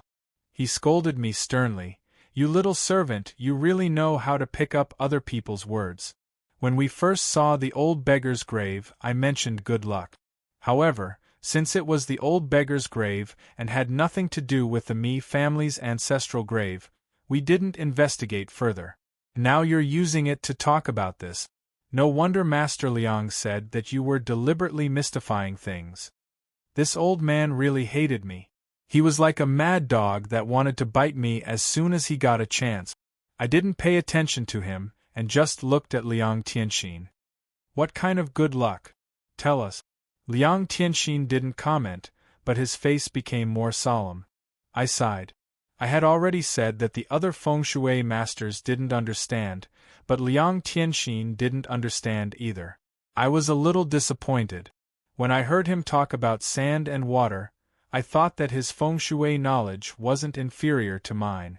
But now, it seemed that he was too narrow-minded. I didn't want to waste time. I said in a clear voice, "That year, when the old man decided on the 5 graves, he used the luck-changing technique. However, he didn't change his own luck like what Mr. Ma said. He changed his father's luck. You've all seen those graves." Fellow Taoist Liang also analyzed the sand and water, explaining the good and bad of the sand in each grave. Just as fellow Taoist Liang said, the 4 graves had excellent feng shui, but they all had evil sand, so the good points became mediocre. However, I don't know if you've noticed the location of the evil sand in each grave. Location. Hearing my words, everyone was stunned. It was obvious that they hadn't thought about this before. Everyone, including Liang Tianxin, lowered their heads and began to calculate the locations. After a while, Liang Tianxin was the first to react. He said, "The evil sand in the 4 graves is in the astral brain." The astral brain. Hearing Liang Tianxin's words, the other Feng Shui masters who were calculating raised their head. Their faces were full of shock, and they couldn't say anything. After a few minutes, the young man surnamed Huang was the first to speak. "These 4 graves, could it be that they're all hiding gold in the astral brain?" His words seemed to have lit a fuse. The 70 to 80 Feng Shui masters present all whispered to each other in shock. Astral brain hiding gold was a famous Feng Shui layout recorded in Li Chuanfeng's EC divination. Everyone knew about Li Chuanfeng's pushing back diagram, but they didn't know that he had another great work on metaphysics, which was this EC divination. Generally speaking, this book was about the art of astrology, but in it there were 9 types of feng shui written about the stars and the earth. This astral brain hiding gold was one of the 9 types of feng shui. It wasn't a good or auspicious point at all, but a feng shui of absolute evil. Its degree of evil was extremely rare. According to the EC divination, This kind of feng shui would lead to the destruction of one's home and death. Although Liang Tianxin understood sand and water, he was too arrogant and hadn't gone to the site to investigate. It was impossible for him to determine the location based on just a few pictures, let alone recognize the true feng shui. The crowd discussed for a while, but in the end it was Liang Tianxin who spoke with a cold expression. Astral brain hiding gold. Sand is gold. These 4 graves can indeed be called astral brain hiding gold. However, I still don't understand. Can you change Mi's father's fate with just astral brain hiding gold? I smiled. He really knew how to change the topic. Regardless of fate, the feng shui layout of astral brain hiding gold had overturned his previous view of sand and stone. He didn't mention this at all and only seized on the fact that I had changed my fate in an attempt to save his face. Unfortunately, his plan failed in the end. It's true that the astral brain hiding gold layout alone isn't enough to change one's fate. However, what fellow Taoist Liang doesn't know is that apart from these 4 graves, even the old Mister's burial place is also astral brain hiding gold. Not only that, but these 5 graves also naturally form the 5 elements. The old Mister's grave is at the gold position in the west, and the other 4 are arranged according to the southern fire, northern water, eastern wood, and middle earth. Due to the miraculous astral brain hiding gold layout, the 4 evil spirits gradually converge in the 5 elements direction and enter the old Mister's grave. Therefore, these 5 graves aren't the astral brain hiding gold layout, but... I paused and smiled at Liang Tianxin, changing the topic. Earlier, fellow Taoist Liang asked me if there was another formation here. Now I can answer you. There is indeed a formation here. The old Mister used these 5 natural feng shui spots to set up a astral brain hiding gold array. Mi's father's life palace hid the gold and fire calamity. That year, the old Mister saw through Mi's father's fate and used his knowledge of feng shui to set up this reversal formation. He used the 5 evil spirits' lands to guide the gold evil spirits of the Mi family's ancestral energy to gather in his grave, thus resolving Mi's calamity and changing his fate. In other words, the old Mister received the Mi family's life-saving grace. After his death, he guided the Mi family's bad luck and the 5 isolated feng shui spots to his grave and shouldered them all. At the cost of bearing 5 times the bad luck, he changed the fate of the entire Mi family. After explaining the entire feng shui layout in one breath, I turned to look at all the feng shui masters present. I sneered and said again, "Your knowledge is shallow, yet you dare to claim that feng shui can change fortune but not fate? To borrow fellow Taoist Liang's words, how ignorant and arrogant you are."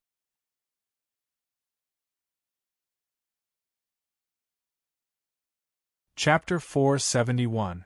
In the book EC Divination, there was metal hidden in the divinity, the locations of several evil sands in the feng shui patterns, the fate of the Mi family's father, and the current situation of the Mi family. All these clues connected together to explain the Mi family's ancestral grave. All the feng shui masters in Hong Kong, including Liang Tianxin, couldn't refute my words. After I concluded that Hong Kong's feng shui wasn't as profound as that of the mainland, the feng shui masters who had been arguing with each other didn't dare to argue anymore. At this moment, everyone's arrogance was completely suppressed. In the end, Liang Tianxin stood up. His face was filled with shame and shock. He sighed and said to me, "Feng shui originated from the mainland and has influenced the entire East Asia. Although the feng shui community of the mainland has suffered many disasters in recent years, just like what this fellow Taoist said, the mainland is still the mainland. Its foundation and structure are not something that Hong Kong can compare with. We, the feng shui masters of Hong Kong, have lost to the Mi family's feng shui. He was a heavenly master after all, so he was more tolerant than the others. At this moment, he knew he couldn't argue anymore, so he directly admitted defeat. This way, he would appear more upright. Seeing him admit defeat, the other Hong Kong feng shui masters looked even more embarrassed. Their moods also sank. They were no longer as excited as before. Ma Zhengquan was the only one who didn't want to admit defeat. He said to me, "The feng shui of the mainland and Hong Kong have different styles. The feng shui formation of the evil sand in the evil sand was set up by the feng shui masters of the mainland. Of course, you're more familiar with it than me. What does that prove? Moreover, you've only explained the origin of the feng shui formation. Let me ask you, since the evil sand in the evil sand is protected by the feng shui formation, why did the Mi family suffer this time? How can we solve this problem?" Aside from the part where he pestered endlessly at the beginning, the problem he raised at the end was real. The feng shui masters of Hong Kong seemed to have found a fig leaf to hide their embarrassment, and they all chimed in agreement. That's right. This amazing feng shui formation was set up by the feng shui masters of the mainland. Of course, the feng shui masters of the mainland are more familiar with it. I don't think so. What he said about the formation can't explain what happened to the Mi family recently. I'm afraid even Master Liang has been deceived by him. This kid is talking nonsense. Everyone has a herd mentality. If there was only one person standing in front of me right now, then no one would dare to refute my well-founded argument. However, it would be different if there were more people. With Ma Zhengquan taking the lead, the others immediately started to shamelessly say things that deceived themselves and others. Liang Tianxin was not as shameless as Ma Zhengquan, who said things like, "It's normal that the Hong Kong feng shui master did not recognize the formation set up by a mainland feng shui master." However, he also took advantage of the situation and said in a low voice, "Today, we're here to solve the Mi family's crisis. Since this mainland fellow Taoist can recognize the Gang Brain 5 metals formation, I'm sure you can find the real reason for the Mi family's disaster and help Mr. Mi solve the crisis." I smiled. Liang Tianxin's previous actions seemed to be straightforward, but I still wanted to struggle a little bit. It was just like what he said. We were here to solve the Mi family's crisis. If we couldn't solve the Mi family's problem, it would be meaningless for me to recognize the Gang Brain 5 metals formation. Hearing him, Mi Dingqing also clasped his hands at me and said sincerely, "Please, young master. If our Mi family can survive this disaster, we won't forget your kindness." With just a few words, they had turned the situation around. If I couldn't solve the Mi family's problem, they would overturn the theory of the Gang Brain 5 metals formation. Then, they would criticize the mainland's feng shui world. I didn't say anything but picked up the picture of the 5 cemeteries and gave it to Mi Dingqing. Then, I asked him, "Mr. Mi, look at this picture." Mi Dingqing was bewildered. He turned to look at Liang Tianxin and said to me, "Although I like feng shui, I don't know much about it. How can I see anything?" I shook my head. "Mr. Mi, you don't need to look at feng shui. You just need to look at the connection between the 5 cemeteries." Mi Dingqing still didn't understand, but he still took the picture and looked at it carefully. Around half a minute later, he lifted his head and said with uncertainty, "Between the 5 cemeteries there are trees that are connected." I smiled and nodded. "That's right. The 5 cemeteries are connected by trees. These trees. Is there something special about them?" Mi Dingqing didn't understand. "Of course." I smiled and nodded. Taoist Liang once said that the river's rotation is feng shui. When a stone stands in a pond, it's also feng shui. Although feng shui is invisible, it's related to physics. For example, gas and heat need a medium to move. Feng shui also needs a medium to move. Rivers and trees are the best medium to move feng shui. In this Dipper 5 metal formation, the other 4 golden Dipper fiendish Dipper are gathered at the Dipper, and the place where the old Mister is buried is also the Tiger Palm Heavenly Dipper ominous point, and this path of trees is the circulation path of the fiendish golden Dipper. "Mr. Mi, Take a look at the tree connecting the Tiger Palm Heavenly Spirit Acupoint to the Xiang'a Lin's Henglong Acupoint where your father was buried. Is there a shortcut? Hearing this, Mi Dingqing hurriedly picked up the photo and looked at it carefully again. There is indeed a shortcut. Is this the reason why our Mi family is facing this disaster? That's right. Your Mi clan's fortune comes from this 5 elements of Dipper brain formation.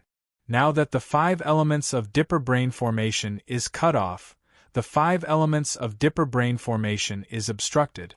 Without its protection, the Mi clan's original ominous feng shui has gained the upper hand. That's why you've suffered so many disasters. After listening to my explanation, Mi Dingqing sighed. His face was full of regret. He slapped his thigh and said regretfully, "When my father became rich, he spent a lot of money to buy a large piece of land where the old Mr. mentioned the location of the 5 tombs. Before he passed away, he asked me to keep this piece of land and not touch it. Many years have passed, and Hong Kong has developed better and better. Every inch of land is worth its weight in gold. I don't know how many people have coveted this piece of land. I still remember my father's request, so I haven't touched this piece of land. However, 2 years ago, because of the government's land issue, the chief executive came to me and asked me to use a part of the land. I couldn't refuse him, so I touched that piece of land. I didn't want to leave behind a disaster." The more Mi Dingqing talked, the more regretful he felt. He looked at me and asked, "Mister, what should we do now? Do we just need to patch up the trees to solve the problem?" I nodded. "After we patch up the trees, we can maintain the operation of the 5 astral brain array. However, since the new trees are different from the old ones, it will take several years for the 5 astral brain array to recover completely. Before the 5 astral brain array is fully restored, the fortune of the Mi family's ancestors will be affected. But at least, they won't have any more disasters." Mi Dingqing gritted his teeth and made his decision. "I only hope that there won't be any disasters. I don't dare to ask for more good fortune. I'm going to contact the chief executive and ask him to take back that piece of land. You don't need to take it all back, Mr. Mi, you just need to make sure that the astral energy tunnel is still there. The surrounding land won't affect the formation," I advised him. Although I didn't know the specific situation, the chief executive had told him about it. Moreover, it was the government's land, and Mi Dingqing had agreed to it. It wouldn't be easy for him to go back on his words. However, I guessed Mi Dingqing was frightened by this disaster. He nodded and thanked me for my good intentions. Then, he insisted on taking back that piece of land. At this moment, the Mi family's problem was finally solved. All the geomancers in Hong Kong, including Liang Tianxin, wore dark faces. They didn't dare to say a word. Of course, Mi Dingqing was very grateful to me. He sincerely asked me to stay and help him fix the astral energy tunnel to avoid any more problems. I agreed to help him to the end. However, I had to pay a price for helping him. I smiled and told him, "I have to take the 2 7-star mugwort leaves from you."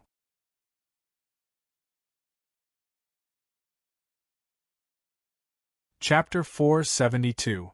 Liang Tianxin had made it clear that he wanted the 2 7-star mugwort leaves. As soon as I said that, I stood on the opposite side of him. Liang Tianxin looked at me thoughtfully but didn't say anything. Mi Dingqing looked at me with an awkward expression. He looked at Liang Tianxin and then at me. Finally, he said to me hesitantly, "Mister, you've saved our Mi family from a great disaster. Let alone 2 mugwort leaves. Even if it's a precious treasure, as long as we have it, we will give it to you. But I only promised you one of the 2 leaves." Master Liang asked for the other one, and I agreed. "Mister, you see, then," he looked at me with an apologetic face. I smiled but didn't say anything. Of course, Mi Dingqing was really grateful to me. However, as a Hong Kong citizen, he didn't dare to offend Liang Tianxin. Comparing the two, perhaps I was easier to bully. That was why it was normal for him to make such a choice. Seeing me smile, Mi Dingqing gritted his teeth and said, "How about this? Mr. and Master Liang each get one of the 2 mugwort leaves. Mister, please give me a few more days. I will try my best to find another one for you. If I can't find the mugwort leaves, you can ask for something else. As long as I can do it, I will do my best to help you." After coming up with a solution, Mi Dingqing turned his head and looked at me. Apart from apology, there was also a hint of warning in his eyes. It was obvious that he was telling me not to offend Liang Tianxin. I couldn't help but feel happy. It wasn't because he had promised to let me ask for anything. It was because he had mentioned that he could find another mugwort leaves. The 7-star mugwort leaves grew as a whole. When I saw the 7-star mugwort leaves for the first time, my plan was to find the 7-star mugwort leaves through Mi Dingqing. Then, I could find the whole 7-star mugwort leaves to save little Wangli. At that time, it was just a thought. I didn't know if Mi Dingqing had the 7-star mugwort leaves or not. But now, it seemed he really had a way to get more 7-star mugwort leaves. A 7-star mugwort leaves only had 7 leaves, and Mi Dingqing had mentioned 3. I was almost sure that I could get the information about the whole 7-star mugwort leaves from him. Of course, although I was happy, I couldn't give these 2 leaves to Liang Tianxin. I came to Hong Kong with the intention of looking for trouble with him. The Mi family's dragon hunting banquet is also because of him. I can't wait for him to take the initiative to look for trouble with me. Naturally, I won't be polite at this time. I smiled and shook my head at Mi Dingqing. "Mr. Mi, there's no need to trouble yourself. I just want these 2 mugwort leaves." As soon as I said that, the feng shui masters of Hong Kong, who had been silent for a long time, stood up indignantly and started to criticize me. "Even though you've helped the Mi clan, you can't ask for it like this. What's the difference between your behavior and that of a bandit?" "That's right. Master Liang didn't want to bicker with you. That's why he sat down to discuss metaphysics and geomancy with you. If you offend Master Liang again, you won't be able to walk out of Hong Kong alive." Even Mi Dingqing's expression changed. He didn't ask me anymore. He turned to Liang Tianxin and asked hesitantly, "Master Liang, what do you think?" Liang Tianxin didn't look at the indignant feng shui masters of Hong Kong, nor did he look at Medding City. His bright eyes gazed at me for half a minute. Then, he frowned and asked, "Who are you?" "That's why people say that the older you get, the more cautious you are." Compared to those brainless feng shui masters, Liang Tianxin was much more cautious. While he asked, his eyes showed vigilance. In fact, anyone with a brain would know that if I didn't have someone to rely on, how could I be so rude to a heavenly master? I smiled and clasped my hands at Liang Tianxin. "Metaphysics, Zhou." Since I wanted to offend him, I didn't need to hide my identity anymore. "Zhou." Hearing my words, Liang Tianxin abruptly stood up from his chair. His eyes lit up as he involuntarily called out my name. Back then, he made a 2-year agreement with me. He must have needed my help for something. Because of this, he could even suppress the hatred of his son's death. This showed how important this matter was to him. Now that the 2-year agreement had passed, regardless of whether he succeeded or not, I was the person he hated the most. It wasn't strange for him to lose his composure after hearing my name. I knew the inside story, so I didn't find it strange. However, the others didn't. Seeing Liang Tianxin lose his composure, they all opened their eyes wide. They didn't know what was going on. I still looked at Liang Tianxin with a smile. Similarly, Liang Tianxin also stared at me. He stared at me for a long time without blinking. After a while, Liang Tianxin seemed to have calmed down. He sat down again, and his face returned to its previous indifference. He looked away from me and turned to look at Mi Ding City. As fellow Taoist Zhou said, "We'll give these 2 mugwort leaves to him." Hearing his words, the feng shui masters of Hong Kong, who hadn't calmed down yet, burst into an uproar. Everyone stared at Liang Tianxin with their eyes wide open. Their eyes were filled with shock and anger. Of course, most of them were filled with disbelief. Liang Tianxin, the Grand Supreme Elder of the Ghost-Nurturing Sect and a Heavenly Master, had admitted defeat just like that. Although they lost to me in the feng shui of the Mi family, they still had the confidence to look down on me.